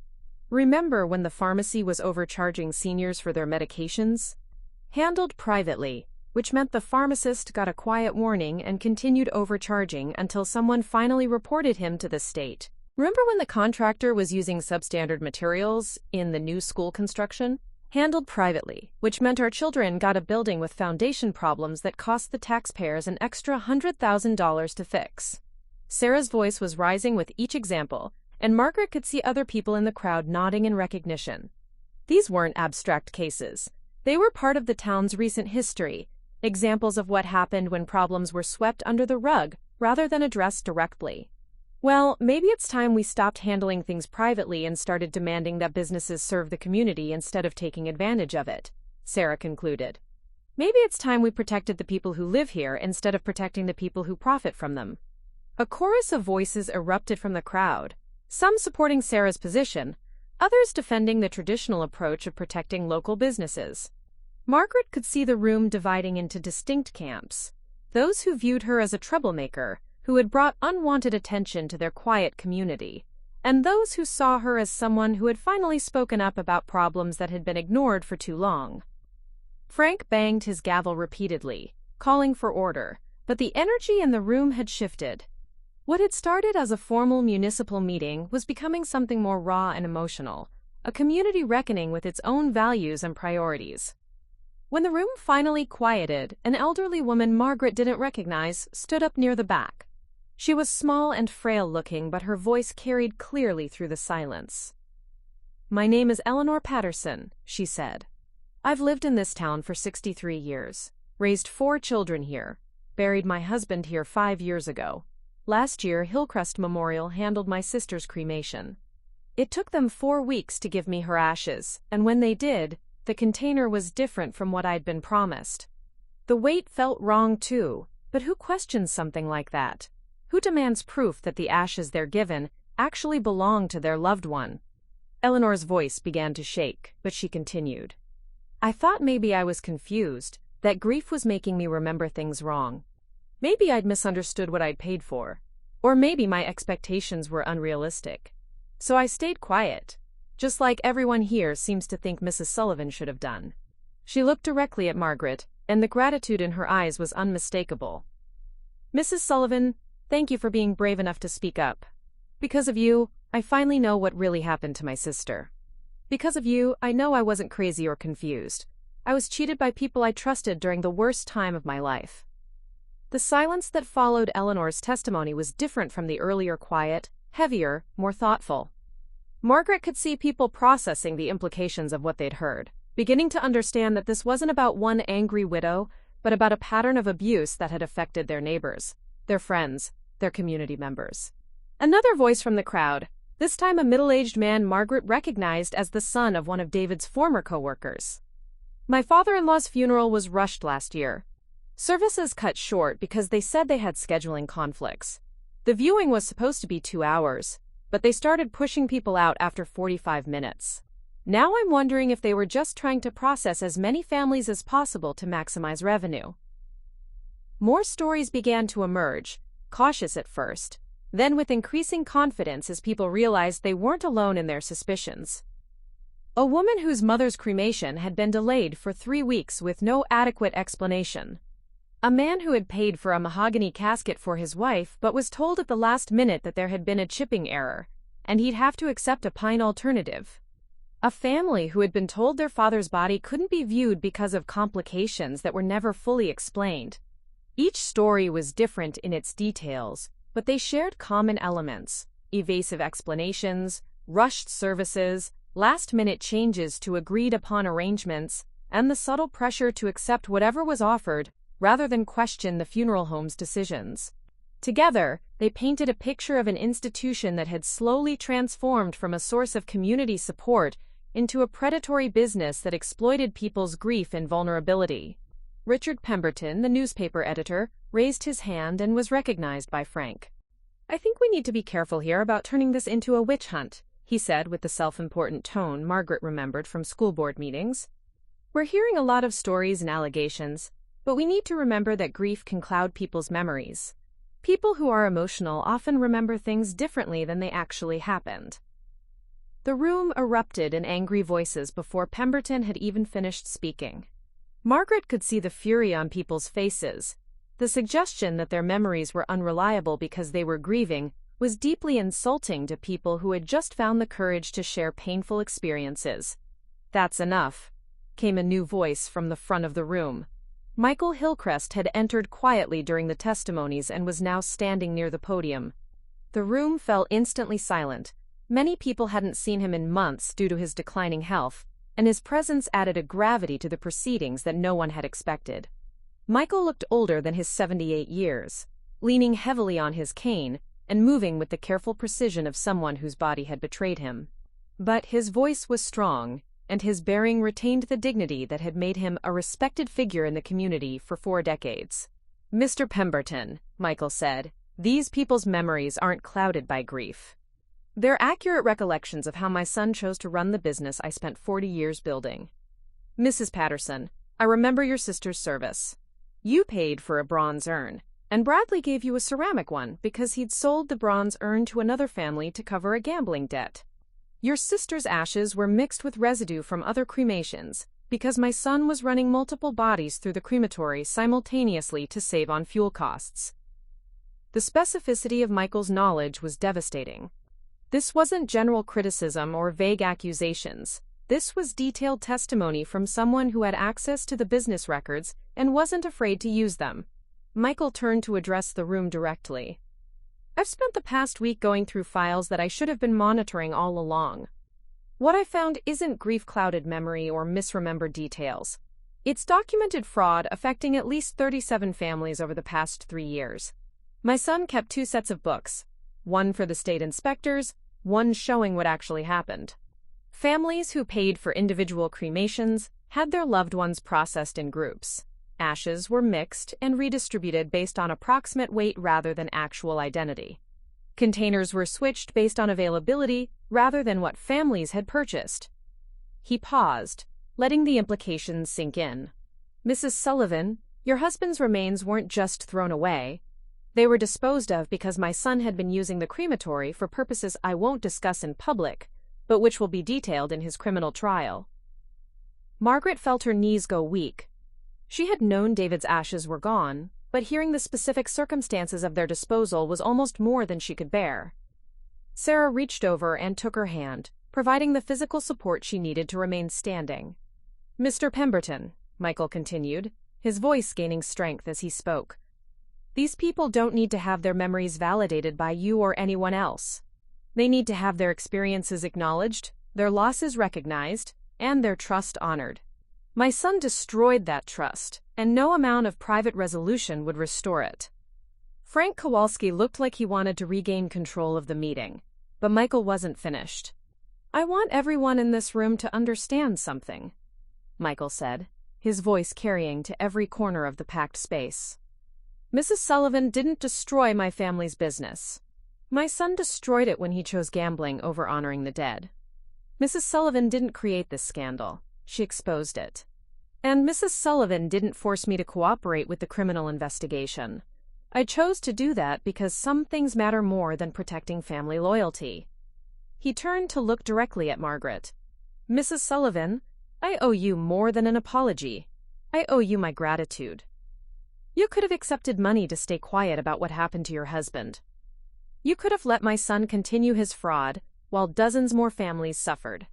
Instead, you chose to fight for accountability, even when it meant sacrificing your privacy and enduring criticism from people who should know better. Michael's testimony had fundamentally shifted the dynamic in the room. Frank Kowalski's earlier framing of the issue, private grievances versus community interests, no longer held up when the founder of the business was publicly supporting the criminal prosecution of his own son. Emily Chen stood up from her seat and was recognized by Frank. If I may address the council? Frank nodded, though he looked reluctant to extend the discussion further. I'm Margaret Sullivan's attorney, Emily said, and I want the community to understand what we've accomplished here. Because of Mrs. Sullivan's courage in speaking up, the state of Ohio has implemented emergency inspections of funeral homes across the state. 3 other funeral homes have already been found to have similar problems, and new regulations are being developed to protect families from this kind of abuse. Emily consulted her notes. The Ohio Department of Commerce has established a new consumer protection hotline, specifically for funeral service complaints. They're requiring more frequent inspections, mandatory bonding for funeral directors, and stricter record-keeping requirements. Legislation is being introduced in Columbus that would give families more rights and recourse when funeral homes fail to meet their obligations. Carmen Rodriguez raised her hand and was recognized by Frank. I'd like to add that this story has been picked up by news outlets in 12 states. We're already getting calls from families in Pennsylvania, Michigan, West Virginia, and other communities who are questioning their own experiences with funeral homes. What started as one woman's fight for her husband's dignity has become a movement for consumer protection that could help thousands of families across the region. Margaret realized that the room's energy had shifted again. The defensive posture of protecting local business at any cost was giving way to something more complex, a recognition that true community loyalty meant protecting vulnerable people, not protecting institutions that failed them. Walter Schmidt, a retired steelworker who had known David for 20 years, stood up near the front. Margaret's heart clenched as she saw him. Walter had been one of David's closest friends, and she hadn't spoken to him since the funeral. I want to say something, Walter said in a voice roughened by decades of hard labor and too many cigarettes. I worked with David Sullivan for 20 years. He was the kind of man who did things right, who took pride in his work, who treated people fairly even when nobody was watching. David never asked for special treatment, never made excuses when he made mistakes, never took shortcuts even when the bosses pushed for faster production. Walter's voice was growing stronger as he spoke, and Margaret could see him channeling the anger that had probably been building since he learned what happened to his friend. The idea that after he died, after all those years of decent living and honest work, he was thrown away like garbage by people he trusted. Walter's voice broke slightly, and Margaret felt tears starting in her own eyes. Well, that's not the kind of community I want to live in. That's not the kind of place David Sullivan deserved to end up. He looked directly at Margaret. Mrs. Sullivan, you did right by your husband, and you did right by all of us. Anyone who thinks you should have stayed quiet about this doesn't understand what kind of man David was, or what kind of woman he married. You honored his memory the only way you could, by making sure no other family has to go through what you went through. The applause that followed was spontaneous and sustained. Margaret felt tears running down her cheeks. Not tears of grief this time, but tears of gratitude for a community that was choosing to grow rather than simply protect its comfort zone. Other voices joined in supporting Margaret's choices. A teacher from the high school who had worked with her for 15 years. The librarian who had collaborated with Margaret on literacy programs. Former students who were now adults with children of their own, remembering how Mrs. Sullivan had taught them to stand up for what was right even when it was difficult. But not everyone was convinced. Robert Chen, no relation to Emily, who owned the town's only insurance agency, stood up to express a different perspective. "I'm not defending what Brad Hillcrest did," he said carefully. "What happened to these families is terrible, and there should be consequences. But I'm worried about what this media attention is doing to our town's reputation. We've got reporters camping out at the diner, strangers driving through taking pictures, and every news story about this situation mentions our town name. How is that helping anyone?" Margaret recognized the concern. Small towns were sensitive about their public image, especially communities that had already been struggling economically. But she also understood that this argument was often used to silence people who were trying to address real problems. "Mr. Chen," she replied, "I understand your concerns about publicity. Nobody wants to see their hometown in the news for negative reasons. But the alternative to temporary negative publicity is permanent, unaddressed problems. If we had stayed quiet about this, how many more families would have been victimized? How many more communities would have suffered similar abuse because no one was willing to speak up?" She paused, looking around the room at faces she had known for decades. "I spent 38 years teaching students in this community. I taught them about moral courage, about standing up for what's right even when it's difficult. I taught them that silence in the face of injustice is complicity with that injustice. Was I supposed to abandon those principles when they became personally inconvenient?" Frank Kowalski looked increasingly uncomfortable as the discussion continued to spiral beyond his control. Margaret could see him calculating political costs, trying to figure out how to satisfy different constituencies while maintaining his own position of authority. "I think we need to move towards some kind of resolution here," Frank said, trying to reassert control over the proceedings. "We've heard a lot of different perspectives, and I think it's clear that this situation has affected people in various ways. The question is what concrete steps the council should take going forward." Councilmember Janet Williams, who had been quiet throughout the evening, raised her hand. "Frank, I'd like to propose that we establish a community oversight committee for local service providers. Something that would give residents a place to bring concerns about businesses that serve vulnerable populations. Not just funeral homes, but nursing homes, home health services, that sort of thing." "I'll second that," said Councilmember David Park. "We also need to look at what kind of business licenses and bonding requirements we have in place. If the state wasn't providing adequate oversight, maybe we need to implement our own standards." Margaret felt a surge of hope. These were concrete proposals that could prevent future problems, not just political gestures meant to diffuse the immediate controversy. But Frank looked skeptical. "I'm not sure the council has the authority to create new oversight bodies, and I'm concerned about placing additional regulatory burdens on local businesses that are already struggling." "Frank," said Eleanor Patterson, still standing near the back of the room, "with all due respect, I think struggling businesses that maintain proper standards deserve support. Struggling businesses that defraud customers deserve to fail. The question is which kind of community we want to be." The murmur of agreement that followed Eleanor's comment seemed to encapsulate the evening's central conflict. Margaret realized that the meeting had become about much more than her specific case, or even funeral home oversight. It had become a referendum on the community's values and priorities. Frank called for a formal vote on Janet Williams's proposal to establish a community oversight committee. The measure passed by a vote of 5-2, with Frank and one other council member dissenting. A second vote to review business licensing requirements passed by the same margin. As the formal business concluded and people began to disperse, the conversations continued in small groups throughout the community center and spilling out onto the sidewalk. Margaret found herself surrounded by people wanting to share their own stories, to thank her for her courage, to express support for her continued fight. But what moved her most was the approach of several families who had been affected by problems at Hillcrest Memorial, but had never spoken up until tonight. Janet Reeves was there, along with Eleanor Patterson and 3 other families who were now considering joining the civil lawsuit that Emily was preparing. "Mrs. Sullivan," said a woman Margaret didn't recognize, "my name is Linda Martinez. My father died 6 months ago, and something about his cremation never felt right. The timeline, the way they handled our questions, the appearance of the ashes we received. I convinced myself I was being paranoid, but after tonight..." Margaret took Linda's hand. You weren't being paranoid. You were trusting your instincts, and your instincts were right. If you want to talk to my attorney, I'm sure she'd be happy to hear your story. As the crowd thinned out, Margaret found herself standing with Sarah, Emily, Carmen, and Michael Hillcrest in the now quiet community center. The janitor was beginning to stack chairs, and the television crews were packing up their equipment, but the five of them seemed reluctant to leave.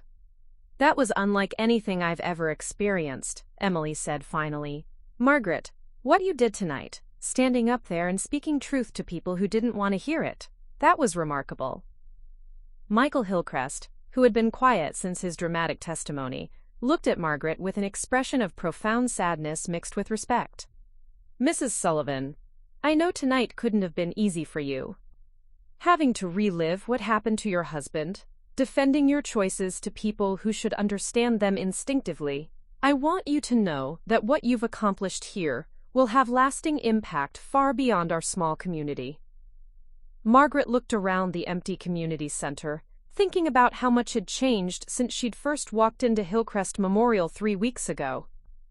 She had set out to collect her husband's ashes and ended up sparking a movement for accountability that was spreading across multiple states. Mr. Hillcrest, she said, I want you to know that I understand what tonight cost you. Choosing to support justice over protecting your son, that couldn't have been easy. Michael nodded slowly. Mrs. Sullivan, my wife died 8 years ago. I know what it's like to entrust a funeral home with someone you love more than your own life. The fact that my son violated that trust, that he turned our family business into a predator that fed on grief. He shook his head. Some betrayals are unforgivable, even when they come from family. As they prepared to leave, Sarah pulled Margaret aside. You know this isn't over, right? Tonight was just the beginning. There will be more meetings, more testimony, more difficult conversations. Margaret nodded. I know, but for the first time since David died, I feel like I'm doing something that matters.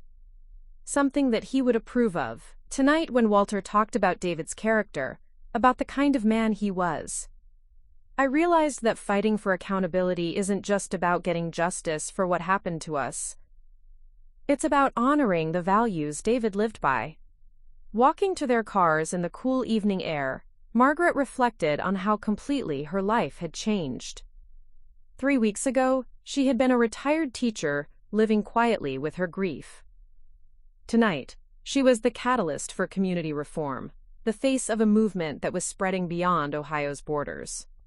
The woman who had searched through garbage for her husband's remains was gone.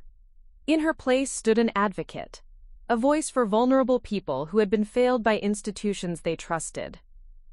Margaret Sullivan had found her purpose, and she intended to use it. 6 months after the town council meeting that had transformed Margaret from a private citizen into a public advocate, she sat in Emily Chen's conference room, surrounded by boxes of legal documents, settlement agreements, and correspondence from families across Ohio who had been affected by funeral home negligence. The morning sunlight streaming through the windows illuminated a scene that would have been unimaginable when she first walked into this office, seeking help for what she thought was an isolated incident. The final settlement documents are ready for your signature, Emily said, sliding a thick folder across the table. Brad Hillcrest has agreed to plead guilty to 37 counts of consumer fraud, 4 counts of improper disposition of human remains, and 2 counts of money laundering. He'll serve a minimum of 18 months in state prison and will be banned from working in funeral services for life. Margaret opened the folder and scanned the legal language that had become familiar over the past months. The numbers were staggering: $2, $3 million in total settlements for the affected families, with her own compensation accounting for $180,000. But more important than the money were the systemic changes that had emerged from the case. What about the business? Margaret asked. Hillcrest Memorial will be sold to Morrison Funeral Services, a company out of Columbus with an impeccable reputation. Michael Hillcrest worked with the state to ensure the new owners meet the highest standards for operations and record-keeping. The building will be completely renovated, and they're installing new equipment that exceeds current regulatory requirements. Emily consulted her notes. The sale includes a provision that Michael Hillcrest's name will remain on a memorial plaque honoring the 40 years of dignified service he provided before his son's crimes. The new owners specifically requested this.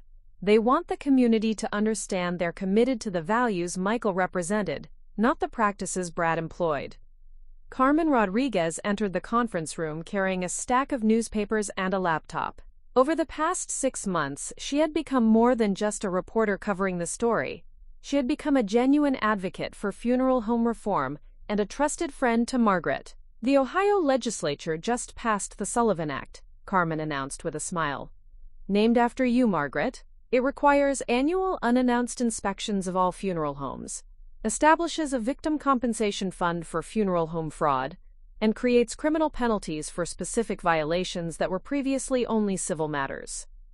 Margaret felt a complex mixture of pride and humility. Having legislation named after her was an honor she had never sought, but she understood the symbolic importance. The Sullivan Act would protect thousands of future families from experiencing what she had endured.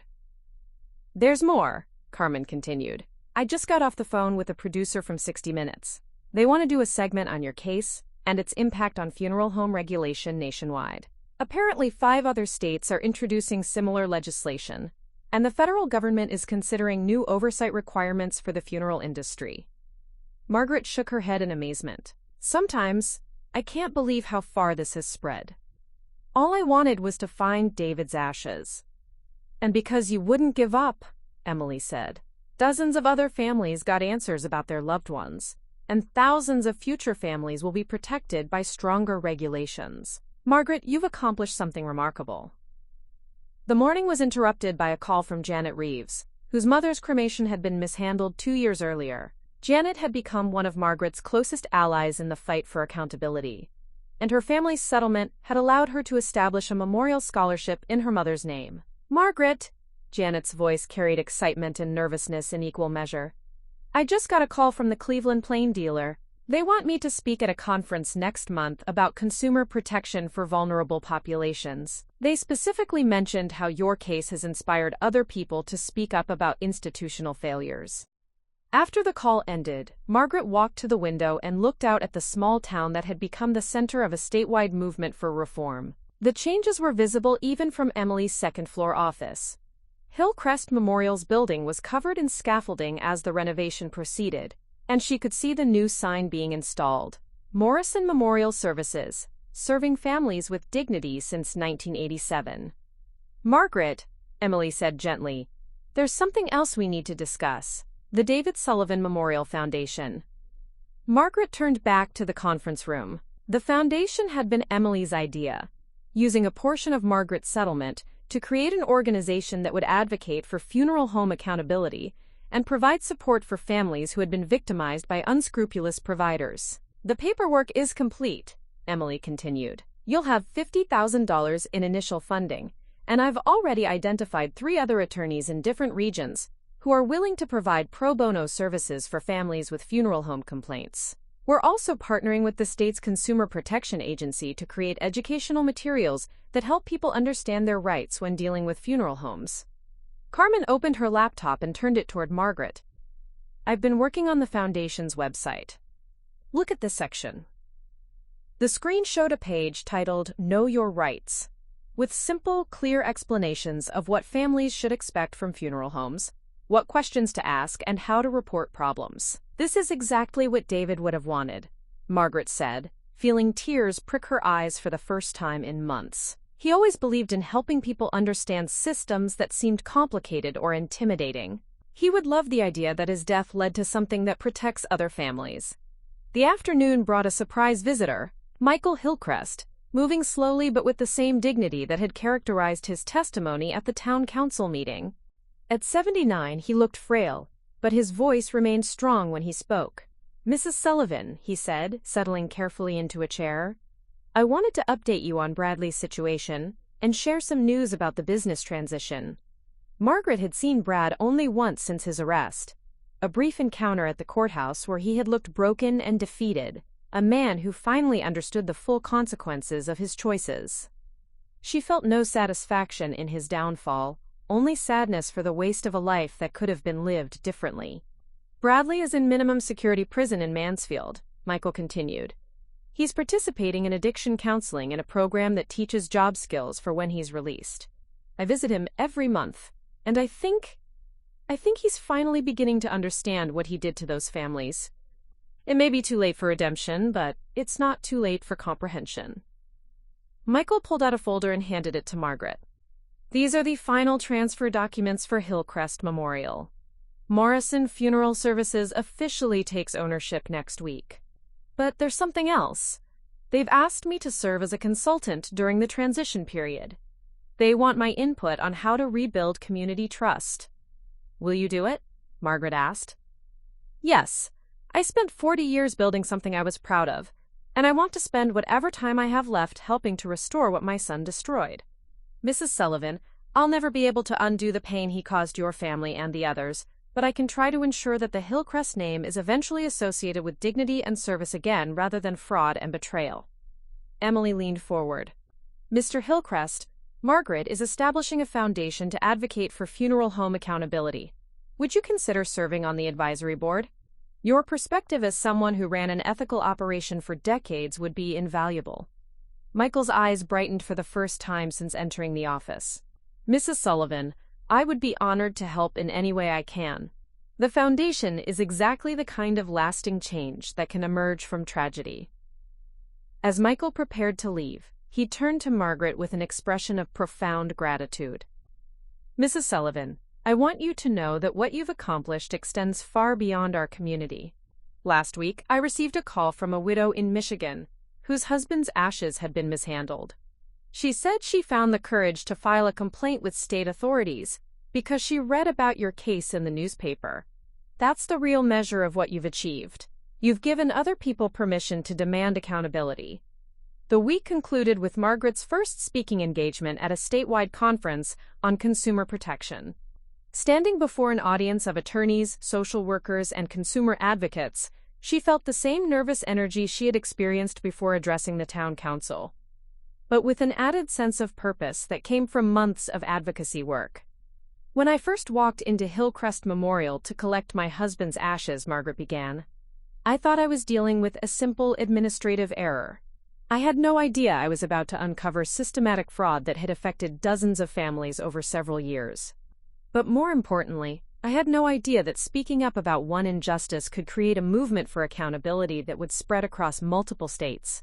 She looked out at the audience, seeing faces that reminded her of her former students, engaged, thoughtful, ready to take action. The most important thing I've learned is that vulnerable people need advocates, and sometimes those advocates emerge from unexpected places. I was just a retired teacher who refused to accept an unacceptable situation. But because I had support from dedicated professionals like Emily Chen and journalists like Carmen Rodriguez, because I had friends like Sarah Mitchell who were willing to search through garbage with me, and because I lived in a community that ultimately chose accountability over convenience, we were able to create lasting change.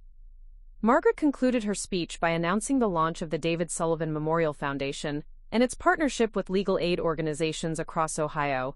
My husband David believed in doing things right, in taking care of people who needed help, and in standing up for what was correct even when it was difficult. This foundation will carry forward those values by ensuring that families facing the most vulnerable moments of their lives are protected from those who would exploit their grief.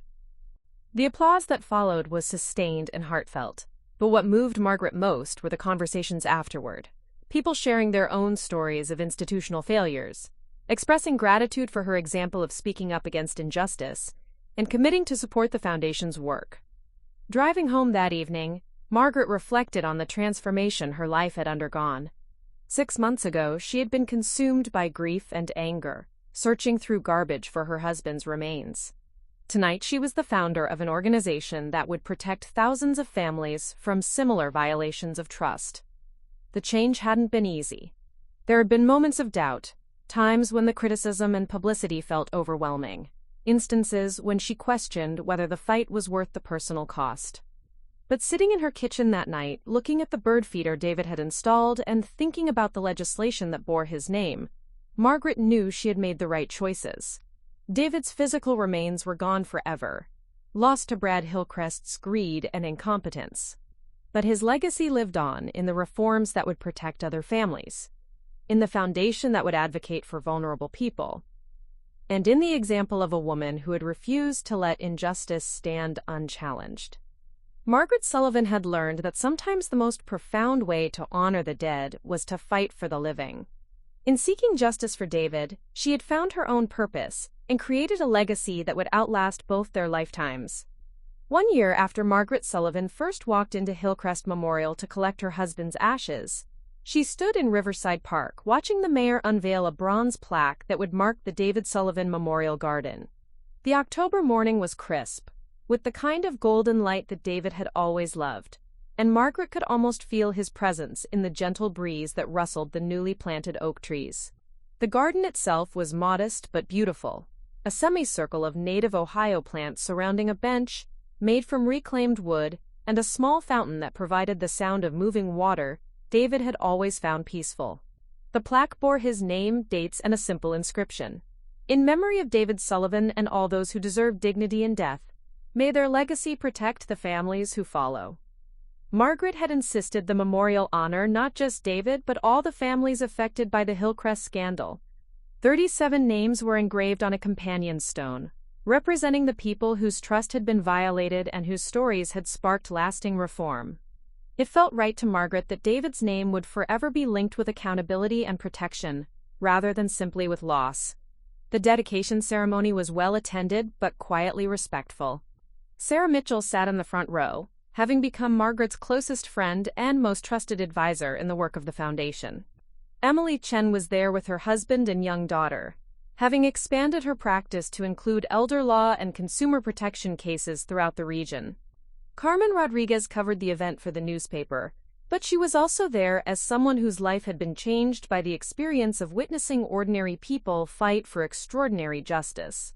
Michael Hillcrest stood near the back of the small crowd, leaning heavily on his cane but determined to be present. At 80, his health was declining, but his commitment to rebuilding his family's reputation through service and accountability remained strong.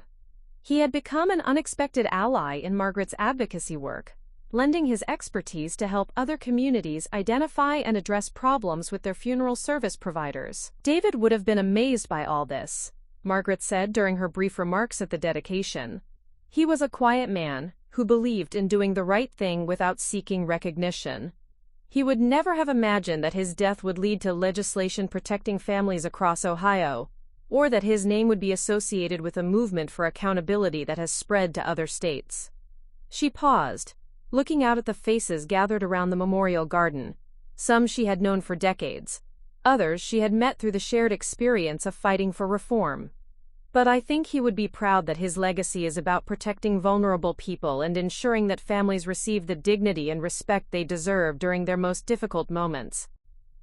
After the ceremony, Margaret walked slowly through the garden with Sarah, touching the bark of the young trees and reading the names on the memorial stone. Each name represented a family whose story had intersected with hers, people who had found the courage to speak up about injustices they had previously endured in silence. "Do you ever wonder what would have happened if you had just accepted Brad's settlement offer?" Sarah asked as they sat on the memorial bench. Margaret considered the question seriously. The settlement would have given her financial security and allowed her to return to private grief without the scrutiny and responsibility that had defined the past year. In many ways, it would have been the easier path. "I think about it sometimes," Margaret admitted. "But then I remember Eleanor Patterson's face when she realized her sister's ashes had been mishandled, or I get a call from a family in another state who found the courage to question their funeral home because they read about our case. The settlement would have solved my immediate problem, but it wouldn't have prevented the same thing from happening to other people." Sarah nodded. "You know, when I first found you searching through that dumpster, I thought I was helping a friend in crisis. I had no idea we were starting something that would change laws and protect thousands of families." The two women sat quietly for a while, watching the fountain and listening to the sound of children playing on the nearby playground. Margaret thought about how much her life had changed since that terrible morning when she discovered David's ashes were gone. The grief remained. She still missed him every day, still found herself reaching for the phone to share something funny or interesting with him. But the sharp edge of that grief had been tempered by purpose, and the knowledge that his death had meaning beyond their personal loss. "I've been thinking about writing a book," Margaret said suddenly. "Emily suggested it months ago, but I wasn't ready then. Now I think it might be important to document what we learned, not just about funeral home fraud, but about what happens when ordinary people decide they won't accept injustice." Sarah smiled. "David always said you should write more. He used to brag about your essays in college, how your professors said you had a gift for making complex ideas accessible to regular people." Margaret felt a familiar pang of loss mixed with warmth at the memory. David had been her most enthusiastic supporter during her teaching career, reading drafts of her lesson plans and celebrating every student who discovered a love of literature in her classroom. He would have been fascinated by the legal and legislative processes that had emerged from their personal tragedy. The afternoon brought a phone call that had become routine but remained meaningful. A widow from Michigan whose husband's cremation had been mishandled by a funeral home that was now under investigation by state authorities. The woman had read about Margaret's case online and wanted advice about pursuing accountability rather than accepting a quick settlement. "The most important thing to remember," Margaret told her, "is that you're not alone. What feels like an isolated problem is often part of a larger pattern, and speaking up not only helps you, but protects other families who might face the same situation." The call lasted an hour, and by the end, the woman had decided to contact both state regulators and a consumer protection attorney. Margaret provided contact information for lawyers who specialized in funeral home cases and promised to connect her with other families who had faced similar situations. These calls had become a regular part of Margaret's life, people reaching out because they had read about her case, heard her speak at a conference, or learned about the David Sullivan Memorial Foundation. Each conversation reminded her that the fight for accountability was ongoing, that vigilance was the price of protecting vulnerable people from those who would exploit their grief. That evening, Margaret sat in David's chair. She had finally started thinking of it as her chair, and worked on the speech she would deliver at a national conference on elder care protection the following month.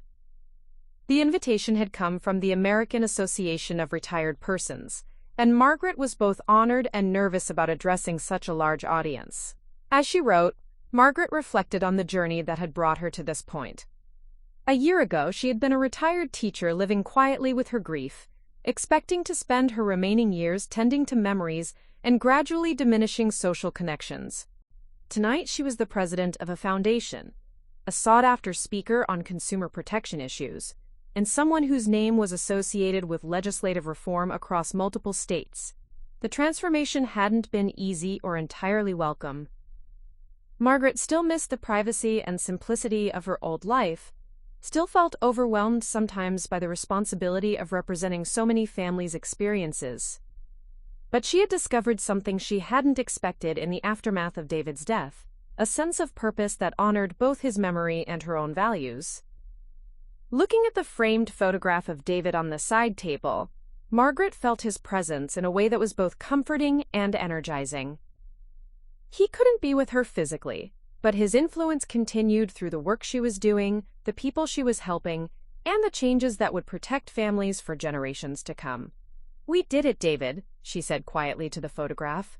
"We made sure this won't happen to other people. We turned our worst experience into something that helps others."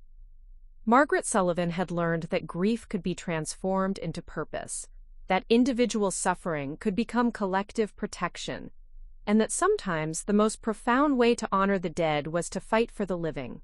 In seeking justice for David, she had found not just accountability but a new understanding of her own strength and responsibility. The woman who had searched through garbage for her husband's remains was gone, replaced by someone who understood that love continues beyond death through the actions we take and the legacy we leave. Margaret had found her new beginning in the very place where her old life had ended, not by forgetting her loss, but by ensuring it would never be meaningless. Up next, you've got 2 more standout stories right on your screen. If this one hit the mark, you won't want to pass these up. Just click and check them out. And don't forget to subscribe and turn on the notification bell. so you don't miss any upload from us. Quote.